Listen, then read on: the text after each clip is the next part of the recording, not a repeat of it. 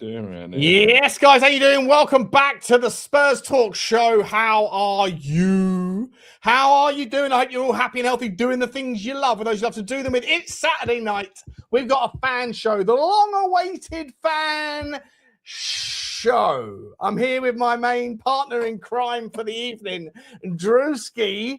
How are you, Drew? Good to see you, mate. I'm doing all right, man. Doing all right. Pleasure to be on here with you. Been long awaited. Looking forward to it. There's a lot to talk about. Typically, these are just a moan and a groan, and I'm sure there'll be some moaning and groaning too, because Spurs fans will Spurs fan. But yeah, looking forward to it, mate. It's going to be fun. Big up to the chat. Big up to all the members. Don't forget to smash like. You're already subscribed, I would hope. So, yeah. Would hope so. Big up to you, Drew, for joining. Guys, you know Appreciate how it works. This is the fan show, long-awaited fan show. Get inundated with countless complaints, is the right word, around when's the fan show? When ist deine Fan show? When ist this?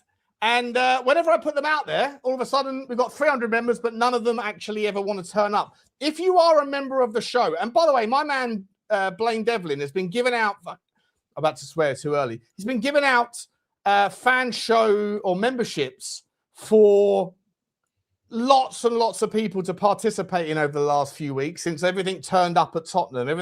All of a sudden, everything's good. So there's probably like 80 people that probably wouldn't otherwise be members that are currently members. If you want to come on, all you've got to do is go to the Spurs Talk Show, the YouTube channel, click on the posts section, and you will see a StreamYard link that you can come in and join the queue. There's 2 people in the queue currently. If it stays like that, then we will open it up to everybody else. But bad things happen when you open the doors up to anybody. When you open it up like Bonnie Blue. Yeah, exactly. We don't want to be Bonnie Blue tonight. We'd rather. It gets all messy, doesn't it? It gets messy. It gets very sloppy indeed. Listen, I've spoken to the guys in the background. They are going to be patient and wait, because I do want to talk with Drewski one-on-one, man, oh man, tete-a-tete for 15 minutes to figure out what he thinks is going on at Tottenham. Because, listen, everything's great, right? Everything's great right now. However, there's always another reason to have a debate. There's always reasons. There's never a dull day in the Tottenham zeitgeist. And at the moment, it seems to be from alternative fans,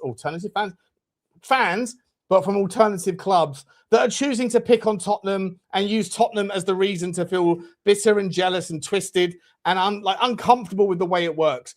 And subsequently, from that conversation, has developed an internal dialogue amongst Tottenham fans, the longest serving debate that has ever debated amongst Tottenham fans, which is, was Daniel Levy a good guy or was he a bad guy? 3 minutes and 17 seconds. That's all it took to bring up that guy's name. Here he is.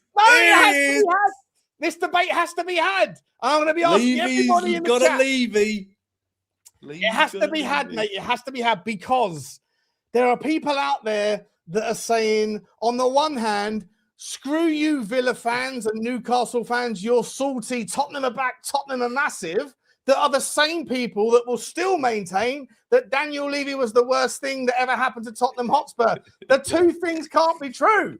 In several scenarios, 2 things can be true at the same time, but on that particular point, if you are someone that wants to say F you to all other rival fans, but at the same time scream and shout that Daniel Levy is the worst thing that ever happened, I need to hear the logic, because all I ever defend is logic. Anyway, before we get into it, before I ask Drew how he's doing, before we bring the boys in later on, you know what to do, guys. Smash the like button for me if you don't mind. Hit the subscribe button if you haven't already. Hit the notification bell and drop some comments thick and fast. There's 400 people in the house already. We've got a couple of hours, I think, or an hour and a half, whatever, until the next game starts. So it's interesting timing. We won't take too long on this one, but I do want to get Drewski's points. Sponsors of the show, Spurs Hub. You won't believe what I'm currently doing with the data tool. I've manufactured and manipulated it into finding ways to deliver things that can't be delivered by anybody else. Like, it is literally the coolest tool that is available to anybody who is interested in data, team specific or player specific. Please do show your appreciation. If you enjoy the show, if you enjoy the channel, at least go and subscribe. And it's free to join. Really appreciate any love. And you can find all your latest and greatest, the yet to be discovered Tottenham content creators on there as well, podcasters and all that jazz as well. There's games, there's quizzes, there's predictions. There's so much going on. Also, OK Jersey. I don't know what's going on with OK Jersey. They still haven't got their finger out of their arsehole and put the shirts up. I'm speaking to them every day going, what are you doing, guys? But don't forget, they are there when they do finally put it up. 15% off is still available. Drew, I've already asked you how you are. Let's start. Like, quick 15 minutes before we bring the boys in. Yep. Am I right or am I wrong in this narrative that, like, Tottenham fans need to appreciate what has gone before? Mm-hmm. It's like Daniel Levy is not the right guy to handle this stage of Tottenham with the new ambitious crew, but he is responsible for providing us with the opportunity to do what we do. Winston Churchill was a phenomenal wartime leader, depending on who you ask, but generally speaking, Winston Churchill, phenomenal wartime leader. As soon as there was peacetime, he was a pisshead alcoholic that wasn't needed anymore, and he was shown the door pretty quickly, right? Horses for courses. Right. Doesn't mean that Daniel Levy or Winston Churchill wasn't good for the moment. Maybe they're not so good for the next moment, but what are we doing here, bro? I mean, the one pushback, and I suppose it's not even really a pushback, but the one thing I will say, just in the same vein that you suggest that everything good at Spurs wasn't, you know, the whole thing about everything bad was Levy's fault, ergo everything good must have in part been something to do with him as well. I think the same thing can be said, right? It's not, in part, what he did for the club has helped us to achieve what we're able to do now, but it's in part. It wasn't absolutely all Daniel Levy, but you've got to give the guy his dues. From a commercial standpoint, I mean, I was listening or watching a video earlier on, and big up to Terry Flewers, to be honest with you. Terry Flewers TV. Yeah, he nailed it. Did like a 15-20 minute video, and I'm sure, I don't know if you were going to touch on it at all, but just listing out the achievements, what we've been able to do or what we've done over the last 20 years compared to the teams that are at the moment kicking up and pissing about, you know, with this whole argument that we shouldn't be able to do what we're doing. I just think it's ridiculous. I mean, but they're gonna, what else are they gonna do? What else are you gonna do other than complain because your neighbor over there has got a bigger car? You know, the Joneses across the street, oh, look at them, they just painted their house. Why can't we paint our house? Oh, look at those guys, the guys down there, they just bought the newest car. Why can't we buy the newest car? They don't complain about the guy at the end of the street who was a bank robber, who stole a couple of $1 million, and you know he did it, but you don't want to tell the police. Well, it's because he takes one to know one, right? Because they're the one they've also had their hands in the cookie jar. We've done it, as far as I'm concerned, the right way. And I'm sorry if that, you know, I'm sorry if that's not good enough for people, or I'm sorry if people don't like that. But I quite enjoy being able to turn around and say, do you know what? My club did it the right way. Yeah, we might not have won everything all the time, but we did our best to play by the rules or within the parameters of the rules we were given. Because guess what? That's what you're supposed to do when it comes to sports. That's what you're supposed to do when it comes to competition. There's supposed to be an even playing field. And it's just not been that way for at least the last, 10, 15, 20 years. So let's give the little poison dwarf some credit. That's all I'm asking. No, absolutely. And we're on the same side of the fence when it comes to that, I feel like Daniel Levy, Drew, is like the personal trainer that you employed over the last 10 years, right? And it's been slow progress. He's made you do your squats. He's made you do your press ups, right? And then you see people coming in the gym after you that are skinny as hell. And one of the other personal trainers has sold him a little bit of juice in the back training ground and in the changing rooms. and a few months later, the other guy's coming out stacked. Right, he's absolutely stacked. You're sitting there going, "I've only lost 6 pounds, and I've only gained a little bit of muscle," and he's going, "Just relax, do it the right way, right?" And then there's some other bozo that comes in on the Manjaro jabs or the Wegovy, and they're dropping all the weight, but they're still out eating burgers every 3 days rather than every 6 hours. And you're not allowed to do any of that because Daniel Levy's your personal trainer. He's saying, "No, just do it the right way." And then 6-7 years later, well, after everybody's lost patience with the process, the guy who was on the Wegovy and the Manjaro suddenly got some horrendous ailment that you don't know about, and the geezer who's on steroids, well, he's had a heart attack, and their families are complaining that you were doing it the right way. Like, no, this is the way. You can see your Peter again, and it still tingles. Do you know what I mean? Do you know what I mean? That's a 2-for-1 right there. You can see it again, and it still works. Come on. That's exactly what I'm talking about, okay? It's been a long time coming. I just feel like Daniel Levy, everyone got bored of building the sandcastle. Daniel Levy suddenly got sunburnt, went for a lie down. Someone else came in and put the final flag at the top of the last fucking bucket of sand and went, "See, this is all me." But the geezer who spent the months building the foundational work is still getting criticised. I don't know, what are we doing here? Well, I'll tell you what logic to me. Well, what do you say about him then turning around after the fact and being a bit salty when the Van Hecker deal goes through and saying we've had our pants pulled down? He's human, right? He's allowed to be a bit salty as well, right? No. He's wrong. Well, whether he's right or wrong about pulling the pants down thing, I don't think he said the words "pulling your pants down." Drew, that's Simon Jordanism. That's a paraphrasing. I can't imagine Daniel Levy knows what pulling your pants down means. If I'm honest, right? Fair enough. But I think he's clearly a little bit salty because he knows what's happening now, and all of his hard work is someone else's cherry on top. And this is what I would actually say as well. As much as I'm not negging the what's going on right now, Drew, because we're all super happy, myself included. But there's a hell of a lot of difference in quality and skill sets to be able to do what he's done versus someone else inheriting his hard work and then just saying, "Hi, what's your asking price?" And then someone else saying it's this and then going, "Okay, we'll pay it." Anybody can do that. Yeah. I don't, as long if I got no idea who it is that's doing the negotiations, whether it's Mawson, whether it's Lang, whether it's Vinay, whoever it is that's doing it, none of those guys should get the credit for negotiating.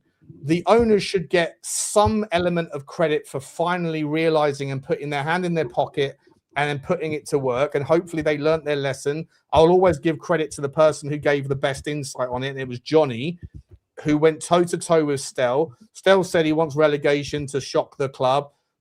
Johnny said, "Oh, I think that we need a near-fatal car crash." And that's what turned out to be the difference maker. And I think Johnny hit the nail on the head with that one. I'll always give him credit for that. But I don't necessarily give credit to the idea. And this is, I think, where Simon Jordan's point is pertinent. As much as it might sound like Jordan's just defending his boy, his point is, if we're playing just the kind of, we're trying to cover all of the angles of what's going on. His point is pertinent that we are overpaying. Doesn't matter to the average Tottenham fan. It doesn't even matter to me. I don't care. But the point is that there shouldn't be that much credit given, like tipping your hat to just saying, "What is it you want? Okay, here's the money," because that can't last forever. It's also a needle that will always move against you. Bournemouth or whoever's next on the Tottenham shopping list will recognise that and then will start the number a little bit higher. Mm-hmm. It also doesn't work on the outgoings, right? Because you have to make the ends meet. That's not just us either, though, is it? Because you can't tell me Elliot Anderson's worth 116 million, really. Do you know what I mean? It's not just us pushing the price up, right? It's just the market at the moment. That's the point that Jordan. That's the point that Jim White made to Jordan. Oh, okay. Yeah, did you see the article, the interview? I don't know if you did. I saw. The only thing, to be honest with you, I saw the thumbnail and I saw the headline, and I couldn't be bothered to listen to it because I've been reading and watching quite a lot over the last couple of days, and it has just been people trying to piss on our parade, and I just it was just like one article too many this morning. So no, I didn't actually listen to it or the argument or against it either. It all comes across as the same, right? You have a hell of a lot of Aston Villa fans and a hell of a lot of Newcastle fans that are moaning about the situation and using the specific situation as the catalyst. They could have used any other situation they wanted, anything to do with Chelsea, anything to do with Manchester City, anything to do with United. If they had a problem, by the way, their owners all voted in favour of the rules, right? So I don't know why they're picking on Tottenham when Tottenham are actually the solution, not the problem. Tottenham were the solution to the problem that we all saw. It just took a little bit of time for the solution to prove to be viable. I remember 2-3 years ago saying PSR, FFP, didn't know about squad cost ratios at the time. That wasn't a thing. But I remember getting ridiculed 6 months after saying it because it didn't happen immediately, that this was going to end up with Daniel Levy getting his way. It took a year and a half, 2 years later, for it to filter through. They say, what's the phrase? What's the saying? You underestimate how much you can achieve in a year, but you overestimate how much you can achieve in 10 or whatever it is. It's the same with Daniel Levy. I think maybe he was expecting this thing to come to fruition earlier than it did. Whatever, right? By the way, I'm not absolving Daniel Levy of any of the misgivings of his style, right? I actually 100% believe that he is not the right guy to handle Tottenham in this vision. I'm willing to concede that a million times over, that you need someone that's, if he was to come in and still hold his traditional negotiation style, it wouldn't work, right? So it is what it is. But with the saltiness of every other club, and Simon Jordan, I think, who I generally respect for his opinion on Daniel Levy and everything else, I feel like he's missed a trick a little bit because he's seemingly too defensive of Daniel Levy rather than appreciating the fact that that the owners of this football club have decided for one reason or another to move in that direction. That it doesn't mean that Daniel, he's falling into the trap of believing the bullshit that's out there, that the owners moving in that direction is somehow validation of some stupid argument that Daniel Levy was the problem. He wasn't the problem. He was the catalyst to get us here. And Tottenham have now moved into second gear, which Daniel Levy didn't need to be a part of. That to me, everyone can meet in the middle, Drew. If they can at least have the stones to acknowledge that we wouldn't be able to do what we're doing now without him. But everybody that thinks that worship him can also acknowledge that Daniel Levy's negotiating style wouldn't have been right for this version of Tottenham. Right. I think it's absolutely fair. I think it's I mean, it's a balanced argument, which is what I think this channel has been built on since day one, Sean. A balanced argument. What do you mean no bomber tonight? Fucking no bomber. There'll be a bomber. Listen, by the way, I should have said this at the start. We're bombered out, right? Like we need a bit of a breather. We can't expect bombers to drop. If there is a bomber tonight whilst we're live, it will probably be Tonali confirmed. But we're not expecting a bomber tonight. I don't expect bombers. In fact, let's move away from the Levy story because I'm sure that will be brought up a lot during this with all the fans that are in the background. Drew, before we bring the first guest in, what would you like to see from the first or from the next move? Do you want to see another incoming, or would you like to see a couple of outgoings first just to balance the books? There's an argument to say that if you front load all the incomings, then you lose leverage in the outgoing negotiations. So 2 in, 1 out, is probably the right way to do it. What's your thoughts? Yeah, I mean, I was kind of mulling this over this morning, and I mean, I've sort of been caught off guard or just out of left field from what they've done over the last couple of weeks. So I'm just not sure. Not that they care, but I mean, I could even possibly see a scenario where they might even just have to let Romero go on a loan or something with an option or an obligation at this point. But I don't know that should be too much of a concern to me personally. Like I don't know. I mean, I would love to see a refreshing attack, and I think that will happen. And I just think they're doing what's best for them at the moment. And if catching a wave of do you know what? Well, let's just keep this motion, or let's keep this momentum.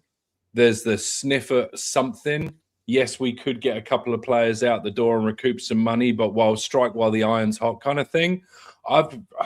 I'm kind of not really fussed. I'm sort of just sitting back with a bag of popcorn, just letting it play out, really, just kind of seeing what the next move is. And more interesting to me, I'm almost sort of wondering who's actually pulling the strings in the background. Like, how much of an influence is Roberto De Zerbi having? You know, there's a little part of my brain that thinks, you know, that we're almost putting... Is he almost putting a little bit too much pressure on himself now that we've gone out and got these two real good midfielders? Like, everyone's going to start expecting us to come out of the gates like really fast. Everyone's going to bring up, oh, we've had this little preseason. All the players should know him by now, blah, blah, blah, blah, blah. You know, Van Hecker and Van der Ven are going to be coming back early from the World Cup because Netherlands are already out. So there's that kind of, that box four, like the integral part of what makes his teams tick, are going to be back in and have like essentially a full preseason. So I don't know. There are so many more. I've just got so many questions going on in my head. But I mean, to get back to I'd love to see us bring in an attacker like next. And I'm really not too fussed if players go out the door in between now and then or not. And the fact that we're sniffing around Krupi, or his name was mentioned, if we got that over the line, I would be absolutely, I don't know, even my expectations would be a little bit further than they are now. I mean, you've got to be expecting. We were saying last year, even with Liverpool, I know they didn't do right by the defense and they should have brought somebody else in. But with the outlay that they had, they were pretty much nailed on. You would say they're guaranteed for Champions League. A couple of people thought that they were going to go for the league. If we're dropping 300 million, I know it's 17 2 years in a row, but you can't discount all the seasons before that. And I don't know, man, with the amount that's dropping, with the upheaval going on with other teams as well, you've got to be looking at, you know, with the likes of a Krupi or somebody with that exciting up front. I mean, you got to be thinking top three, you know, between 3 and 5. I don't know, man. I watched the Big Six today, right? It was an earlier show, and they had the Chelsea fan Mathys wasn't on, so they brought on the Don, I think his name is, right? And he's known for being like super bullish on his own team all the time, like delusionally bullish. But I rate it. He makes his argument, right? He's not always right, like none of us are. But he rates it, and one of his sort of take-home points was when everybody was bullying him on the show. It was a little bit over the top, if I'm honest. But they were all going after him. And his main take was, it wasn't about Chelsea specifically. It was just around like the top of the table is wide open this year. It's wide open because, like, yeah, Arsenal are still doing their thing. Fair enough, right? They're clear, probably. But for everybody else, there is a variable that no one knows about how it's going to react. With City, new manager and the 115 charges. With Liverpool, new manager. Lots of problems in their defence they haven't yet resolved. Manchester United, financial ability to pay for their improvements, which they still didn't fix from last season. Chelsea, new manager. Tottenham, new money. I mean, to be honest with you, dude, even the Manchester United, even Carrick's an unknown commodity now that he's got to balance everything else, because he was one game every 7 to 10 days. That's pretty easy. You know, he's got Champions League and stuff, right? Exactly. So that was the basis of the foundation of his argument, which was that there's just a lot of variables that are unknown, and everyone was like, "Oh, you're full of shit." I don't know, man. I think he's got a point. Anyway, listen, Drewski, you're going to stay with me throughout the show. We're going to bring the boys in now. Big up to everyone for waiting. There's 1,000 people here for a fan show. Fucking love to see that. Big up to you. You love it. Before I bring in Steve, let me just do 5 super chiddly chit chats. Dean Lord Chudini with the immediate super you of trains is open. Big up to you. Thank you so much, Drew. Chudini, always here, always supporting. We've got Joe Gilligan, who I think he must have bought the puppy membership. He's then gone and bought the pro membership or the what's the other one? The puppy and the ponies. The pony. I'm Puppies and the ponies. Big up to you, Joe. Thank you very much for the memberships, mate. You've got the app, you've got the link. Come and join us. Big up to you, bro. Cap Funt's in the house as well. Sup, chaps. He says, I hope everyone is tickety boo. Is there any truth in the Somerville 40 million relegation release clause? Spurs hub is awesome, by the way. I don't know about the Somerville one, mate. I saw you message me this on Twitter, didn't you? I haven't seen it. But thank you for the steep, isn't it? 40 mil for Somerville. Yeah, I don't know. We'll find out. Big up to you on the Spurs hub accolades, mate. Well, I'm working my socks off 12 hours a day trying to make that the best place for Spurs fans to hang out. So big up to you. Mike Oxlong says, God, the Tonali announcement is taking a while. Don't worry, it will drop. It will drop this evening. We always get something when Butler goes live. You know the rules, Mike. Yeah, the old Oxlong. I bet the ladies love you, don't they? Big up to you, Bo. And Spurs OC over in California. Big up to you, mate. He says, big up, fellas. Big up to you. Big up to you, mate. Appreciate all of you. Let's bring in the first guest of the evening. He's always here. He's always waiting patiently. He's always early to the doors. Where is he? There he is, my man, Steve. Big up to you, Steve. How are you, buddy? Good to see you. This is very exciting, isn't it? What's our club doing? Did you ever think you'd see the day? Yeah, I always knew it was coming. He did. He actually did. I always knew it was coming, bro. Did you? Not doing this. I was with you in the fact that we'd eventually get a big signing, but I didn't see a window like this if we keep going. If all the rumours are true that it's going to be like a net 200, 250 spend, but spending close to like 450, 500, I wouldn't have said that. I'd have seen a big signing, but going and getting Fernandes and Tonali for the midfield is just so good. It's like one of my Football Manager runs. It's just this. Who's the best player you can get for that role? Good. Go buy him. Done. Thank you very much. It's just lovely. I'm just happy. I'm just happy. We get to be happy for a chat and ignore all the other fans being salty about it. That's just, especially the Villa and Newcastle ones. They were sold the dream of being Chelsea and Man City. You get a billionaire owner, you spend all the money, you win everything. Yeah, that's the difference. That's exactly what it comes down to. They think that they can do what Chelsea and City did, but they're not allowed to. Yeah. No, I think there's a big part of it. There'll be a huge amount of fans. I wouldn't like to put a percentage on it, but there'll be a huge amount of fans in football in general that just follow their teams and don't know what the rules and regulations are. They won't know what SCR is, wage turnover ratios, all that stuff. So when they see us doing this, they genuinely don't understand. And it just leads to anger, effectively. And they don't understand why the door was bolted after Chelsea and City ran off into the distance. Because if you don't have these things in place, then it's just whoever's got the richest owner, and Newcastle would win everything because Saudi could just fund it to the teeth and it'd be pointless. So I do get where they're coming from in that they have all the money, so why can't they spend it? But they must understand there needs to be some sort of rules to it. You can't why couldn't their owners put the money in like our owners did, or like the debt that we put on, whatever? Like the rules were clear for 15 years. 15 years they've had to prepare.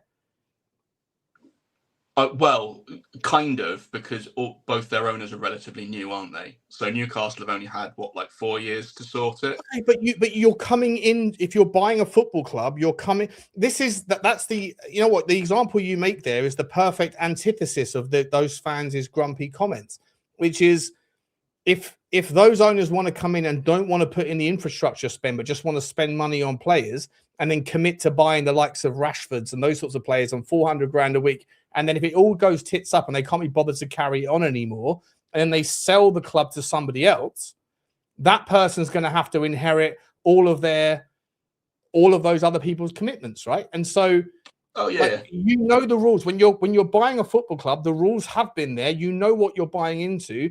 If Aston Villa's owners are billionaires, they could do what Tottenham's owners did. They just chose not to, and are now complaining, or the fans of that are now complaining. And by the way, Aston Villa have spent 3 years in the Championship in the last 10 years. Newcastle, and Newcastle. What are we doing here?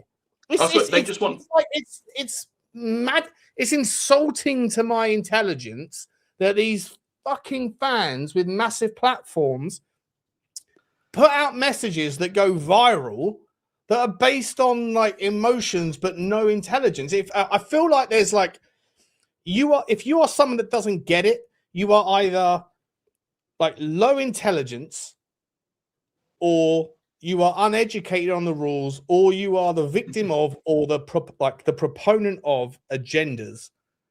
And I would categorize that same nonsense for what's happening with other fans as I would with the way people take Daniel Levy's stance. Like you either don't realize the value that they put in, you don't realize it, or you're being misled by people that have agendas at play, or you are someone that does those things because you are someone that wants to be right when you're wrong and have been for a long time. It's mental to me. Yeah, it will be any number of those things, just depending on the people.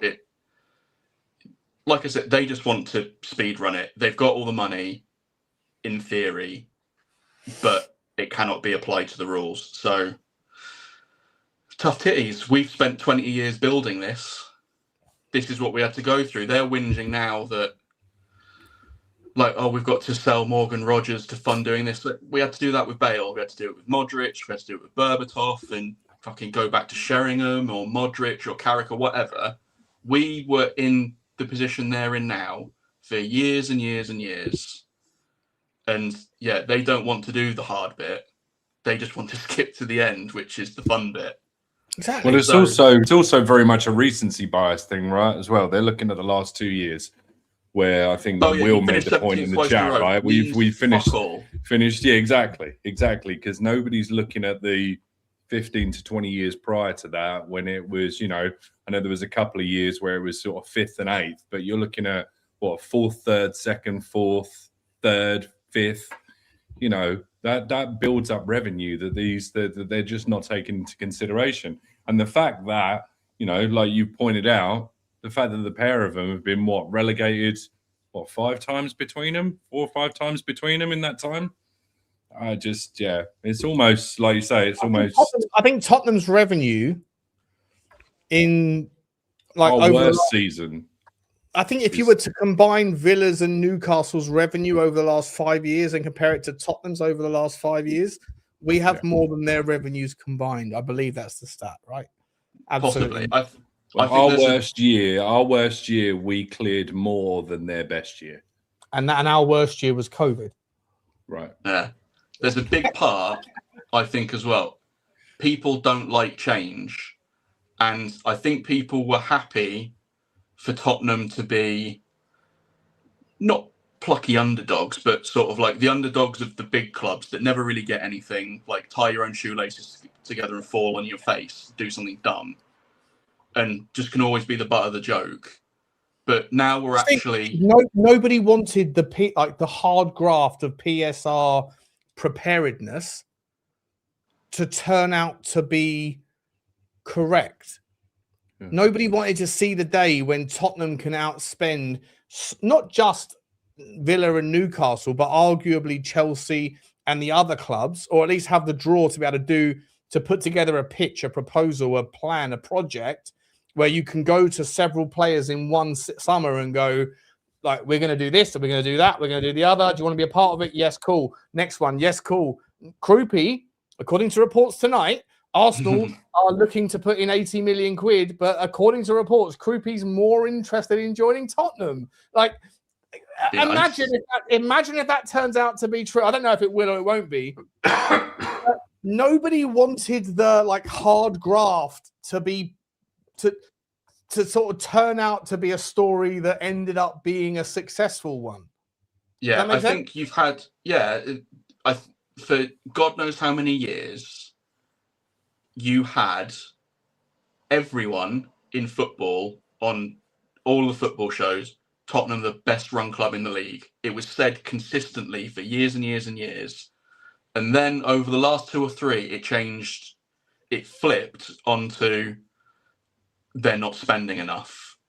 And now the owners are actually putting the money in, which was all that was needed, realistically. What Levy built, all it needed was cash behind it.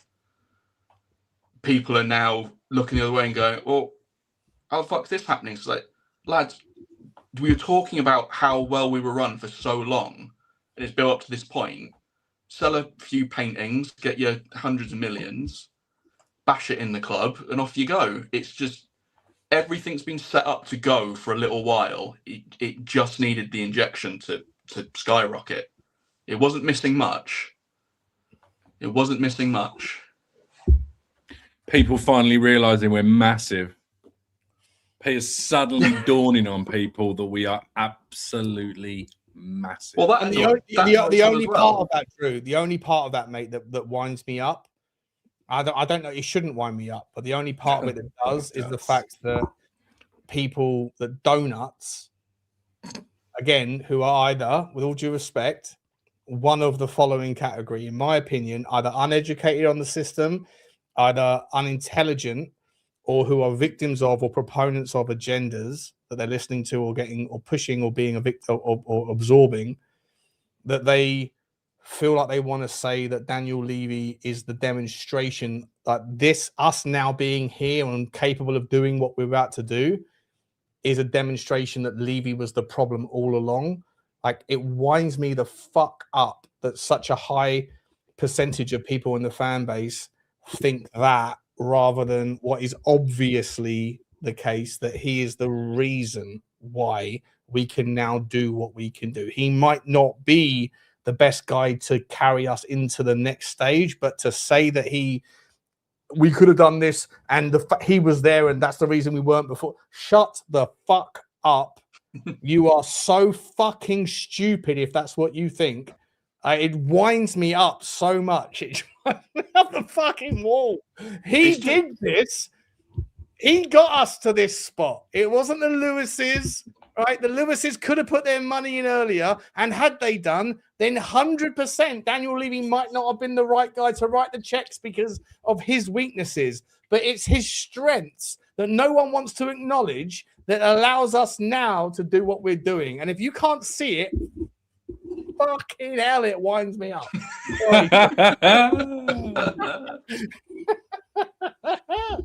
Sorry, Steve. Go on. You're right. It's a bit of both, isn't it? And I think last summer kind of encapsulated quite nicely. I think last summer they were trying to do what they're doing now. So we tried to get Gibbs White, we tried to get Eze, we tried to do something. We tried to do Semenyo in January. We were throwing money about. We were trying, but everything just like Marinakis bollocks that deal. Levy bollocks the Eze deal. Semenyo wanted to go to City because bigger club for less money. So it's like you saw the handbrake was still on ever so slightly, which would be what I would consider like Levy's not so good bits. Whereas now, like you say, it doesn't take a genius to do what we're doing now, which is who's the best players, fucking throw money at it. It's not a marvel of scouting. It's not a marvel of negotiating. No. It's like the second generation, right? Someone, I think it was Rain that said it, and Rain's in the chat, I think, so he'll come on and say it again. I don't want to steal his thunder, but he said before it's the second generation of wealth, right? Like Joe Lewis, whatever you think of him, right? Probably a complete arsehole of a human being. But he grew up, made his money, and the kids didn't have to struggle for too much, right? They benefited from the lifestyle that he provided them, and he's on his way out, so they now get to like splash the cash and look like they're heroes. But it's a different stage of a process. It doesn't mean that because the second stage is more enjoyable to the kind of fans, that the first stage wasn't meaningfully important and significant and ultimately shaped what it is that we're going through now. Listen, Steve, let me finish. We've got to move on to it, mate. I want to give you a chance. We spoke the whole time about Levy and the ownership. Let me give you the last couple of minutes to talk about more enjoyable things. What do you want to see us do next? Who's the next player? In what position? Where do you see the outgoings fitting into the story here of the summer? How do you see that, mate? Well, from what I wanted, like where I set my expectations for the start of the summer, we're left with left wing and striker, effectively. And then anything after that is dependent on injuries. Like if Kulu doesn't have a knee anymore, then you have to recruit around that. If Kudus is still a bit injury, you have to recruit around those two. And obviously, Odebear's not back till the Christmas time. I think he'll be back, and Chavi's a few months after that. So, yeah, left wing and striker, definitely. From the targets we're looking at, it seems to have shifted from Savinho to like Krupi and Marmouche, who I'd say are more like second striker sort of guys rather than full blown out on their own strikers. So maybe it would De Zerbi likes to play with his front two kind of next to each other and playing off each other. So maybe it will be Solanke and then one of those two running around him. And then the left wing is just, I don't know, get a good one. It's Savinho's good, Azorzuli's good, Nusa's good. They've all got their pluses and minuses. There's just a bunch of them. Like Gakpo's good, but he just does the same thing over and over, and sometimes it works and sometimes it doesn't. Yeah, I'm up for get good left wing, good striker. The striker market is pretty bare, so if you don't get Krupi, then I can even see a world where we leave striker and roll with what we've got. And I wouldn't want to. I can see it happening because there aren't that many strikers out there that are good.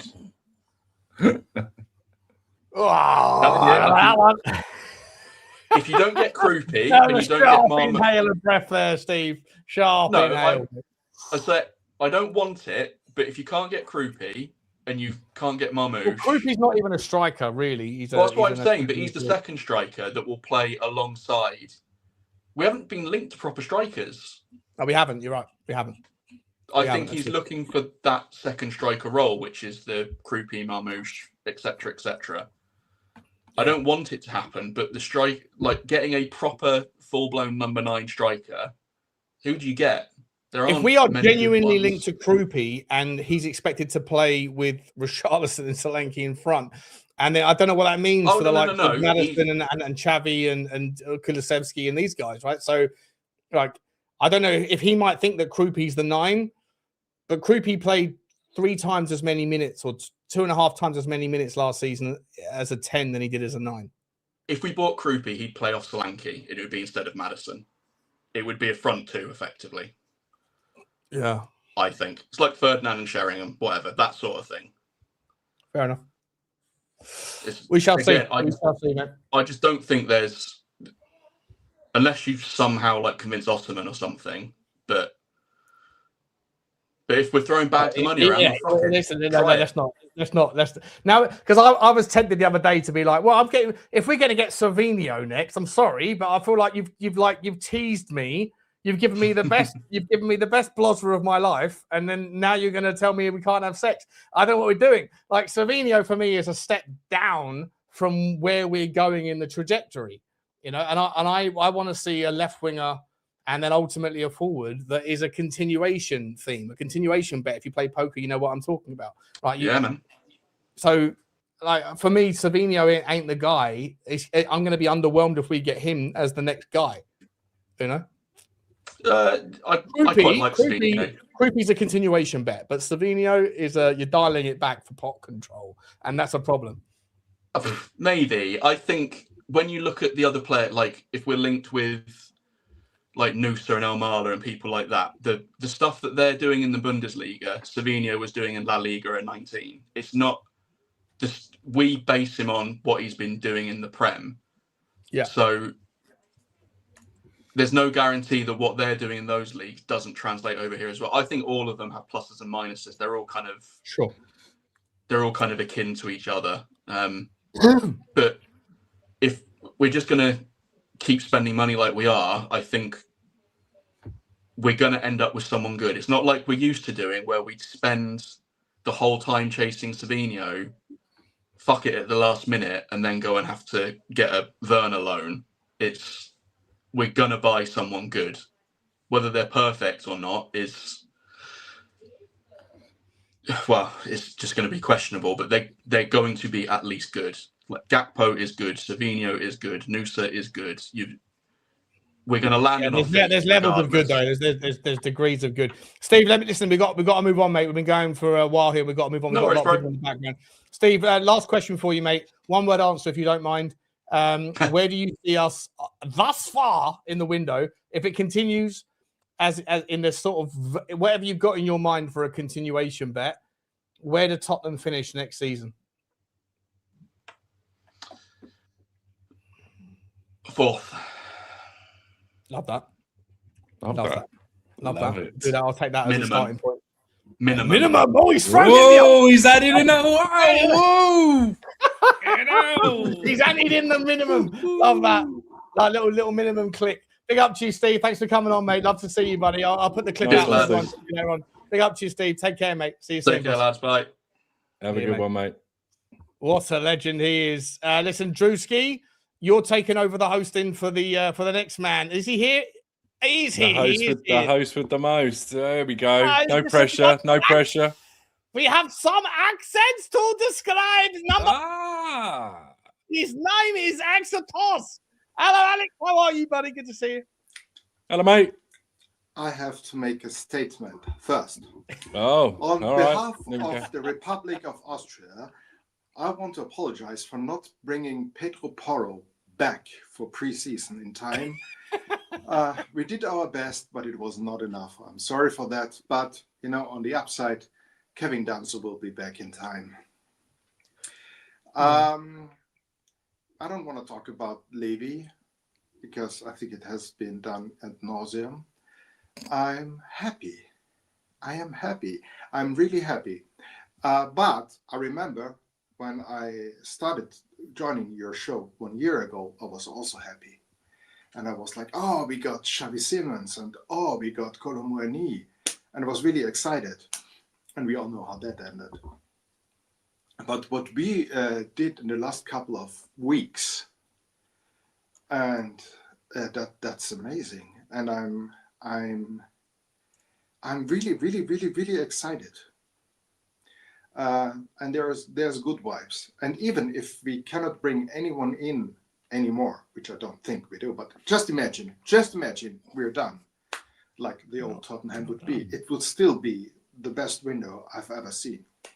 Of course, we need more. Don't get me wrong, but I'm just saying it has been another level. This is exciting. Well, we're not done, I don't think, and we're not even going to put that out into the atmosphere. I know. I tell you what, we'll talk about, because obviously we were mentioning with Steve was sort of the last thing we touched on about what he'd like to see come in. I mean, obviously we've plugged some holes. Would you agree that sort of left wing striker needs for upgrades? Yes, of course. Absolutely. Well, striker for sure. You think you? Well, I have to admit, I know I will be here in the minority, probably the only one who is in this Spurs Talk Show atmosphere. But I thought it would be fair and it would be okay to give him time. Develop players like, for example, Vuskovic or Berghvall, and let them play, develop them. Because I remember Kevin Prince Boateng. Kevin Prince Boateng. Wow. He was 32 when De Zerbi took over Marseille, and he said, he made me a better player. I was already 32 and he made me better. He is a guy who makes players better. So that's why I really thought with the foundation that we have, with these these guys that we bought when they were 18, like Berghvall, like Gray, he would be the one to develop them. And I'm not disappointed to get Tonali or Fernandes, but Fernandes, I think. Is it another Fernandes? This is very confusing for Listen, me. don't worry about that stuff, Alex. We're English. We say Fernandes. All right, he makes Fernandes. Mateus Fernandes. Tony Fernandes. Okay, I like that. But you know what I mean. Of course, I'm excited to have this caliber of players, but I was really thinking, what again, a total change. And if we keep on working like this for the next couple of years, I'm all in. But if this is again just a one-time thing, like we were changing the managers from this style to that style, and then we were going for the youth, and now even before we can harvest the potential of these youth, and I believe in the potential of Berghvall, and it's not there yet. I know that. Or like Vuskovic, you saw it at the World Cup. He has potential, but he is nowhere near to be on the level that is. Well, there's rumours coming out that Berghvall's not for sale, and he's going to be staying. I heard that, and I'm happy for that. But then again, we have. How many minutes does Berghvall get, though, Alex? That's my question. We have so many midfielders. What do you do with Bentancur? What do you do with Gallagher? Because I believe this double pivot should be or will be. Tonali. Oh my God! How many did you have, Sean? It's the end of number one, isn't it? It's the end of one. No, that is the end of number Two? one. Yeah, number one. Number one. Yeah, he's fine. He's fine right now. He's fine. Listen. Listen, don't worry about me. Okay. I'm one down. By the time we get down to Brian Hill and Budge at the end of the trap, these guys are in trouble. Okay, yeah, but you're okay, Alex. Don't worry about me. It's Uno. Oh, hello. No, what's this? No, what's this? Oh, he's got his own little bucket. He's finished. Which one's that? How many's that? Gösser, Austrian beer. It's very good. You should come to Austria and try it. It's really a super beer. It's really great. Yeah, sehr great. It looks lower. It looks like 4% or beneath. Yeah, but definitely. All right. Alex, let me ask you that. Could you see potentially a scenario where if they've had a word, if they turn around to Berghvall, because Berghvall has also come out and said that he just wants consistent minutes in his position. I think that was a quote after from the Sweden squad. So Fair enough. Could you potentially see a scenario where one of either Gallagher or Bentancur is moved on to allow for him to have some extra, allow him to have some minutes and to show him? I would do it. We are playing one game a week, and if you ask me, with Sandro, Tonali, and Tony Fernandes as number ones, and Archie Gray and Berghvall as the backups for these positions, because I heard so many people saying, Berghvall is dog shit. And it's like, he was playing as a right winger. That was so not his position, so not fair to judge him on that. So I don't see a place for Bentancur or Gallagher, and I like both of them. Don't get me wrong, but to have somebody just actually made a good point that he was given the number 8 shirt, wasn't he, Gallagher? So maybe can't see. But then I forgot about Sarr as well. You see maybe a scenario where Sarr's moved on? Well, how many do we have now? 7 for 2? Potentially. One game a week. We've got a lot of midfielders at the moment. That's too much. That's too much. So yes, Sarr. So what is your preference? Is your preference? Sorry, Alex, to cut you off. Is your preference? We asked Steve this. Steve was like, I don't really care. Do you want to see us sell a couple more? Well, we know we like to do bombers when Butler goes live, but I'm not being greedy, so I'm not expecting a bomber tonight. I wouldn't even expect a bomber in the next week, to be honest. I feel like if there's going to be the next bomber, I would like to be an outgoing player. How do you feel about that? Yeah, sure. As I said, we don't need 7 central midfielders. 6/8s. That's what I mean. And Bentancur, Gallagher, and Sarr might be surplus to requirements because I would prefer to keep Gray and Berghvall as the second options so that they get enough and develop them so that they get enough game time. Wait, because there will be this issue again with the homegrown quota for the European Cups, and we had that now. Only 21 players, so always the same players had to play because we could not even fill the roster. You call it the roster, yeah. The roast beef, something. It sounds. The roast beef. Yes. We could not eat anything other than the roast beef. And that means again that you have to play them and again, and they have to play all the time. And then we are. Yeah, but we're not in Europe this year. We're not in Europe this year.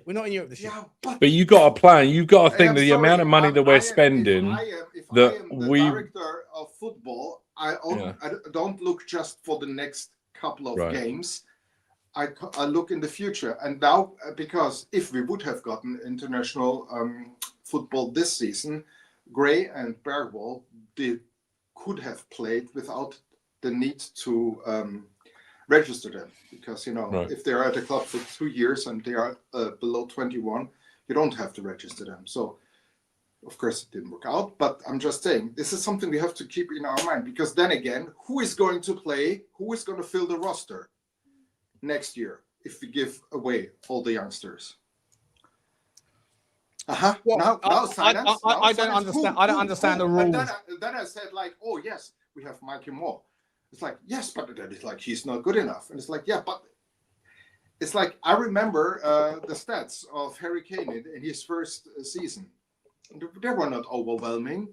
I mean, according to many of your guests, they would have sold him right away. I mean, you have to give them time. And I know, I'm still convinced that our number one striker will be Mathys Tel. Because none of the major content creators would ever admit that they would have sold Harry Kane before he turned 22 and he started smashing it out of the park. But judging on all of their takes on Archie Gray and Berghvall and Tel and Udogie, they would have sold that fucking Harry Kane at the lowest possible price. Yes, yeah. I'm with you. You're absolutely spot on, by the way.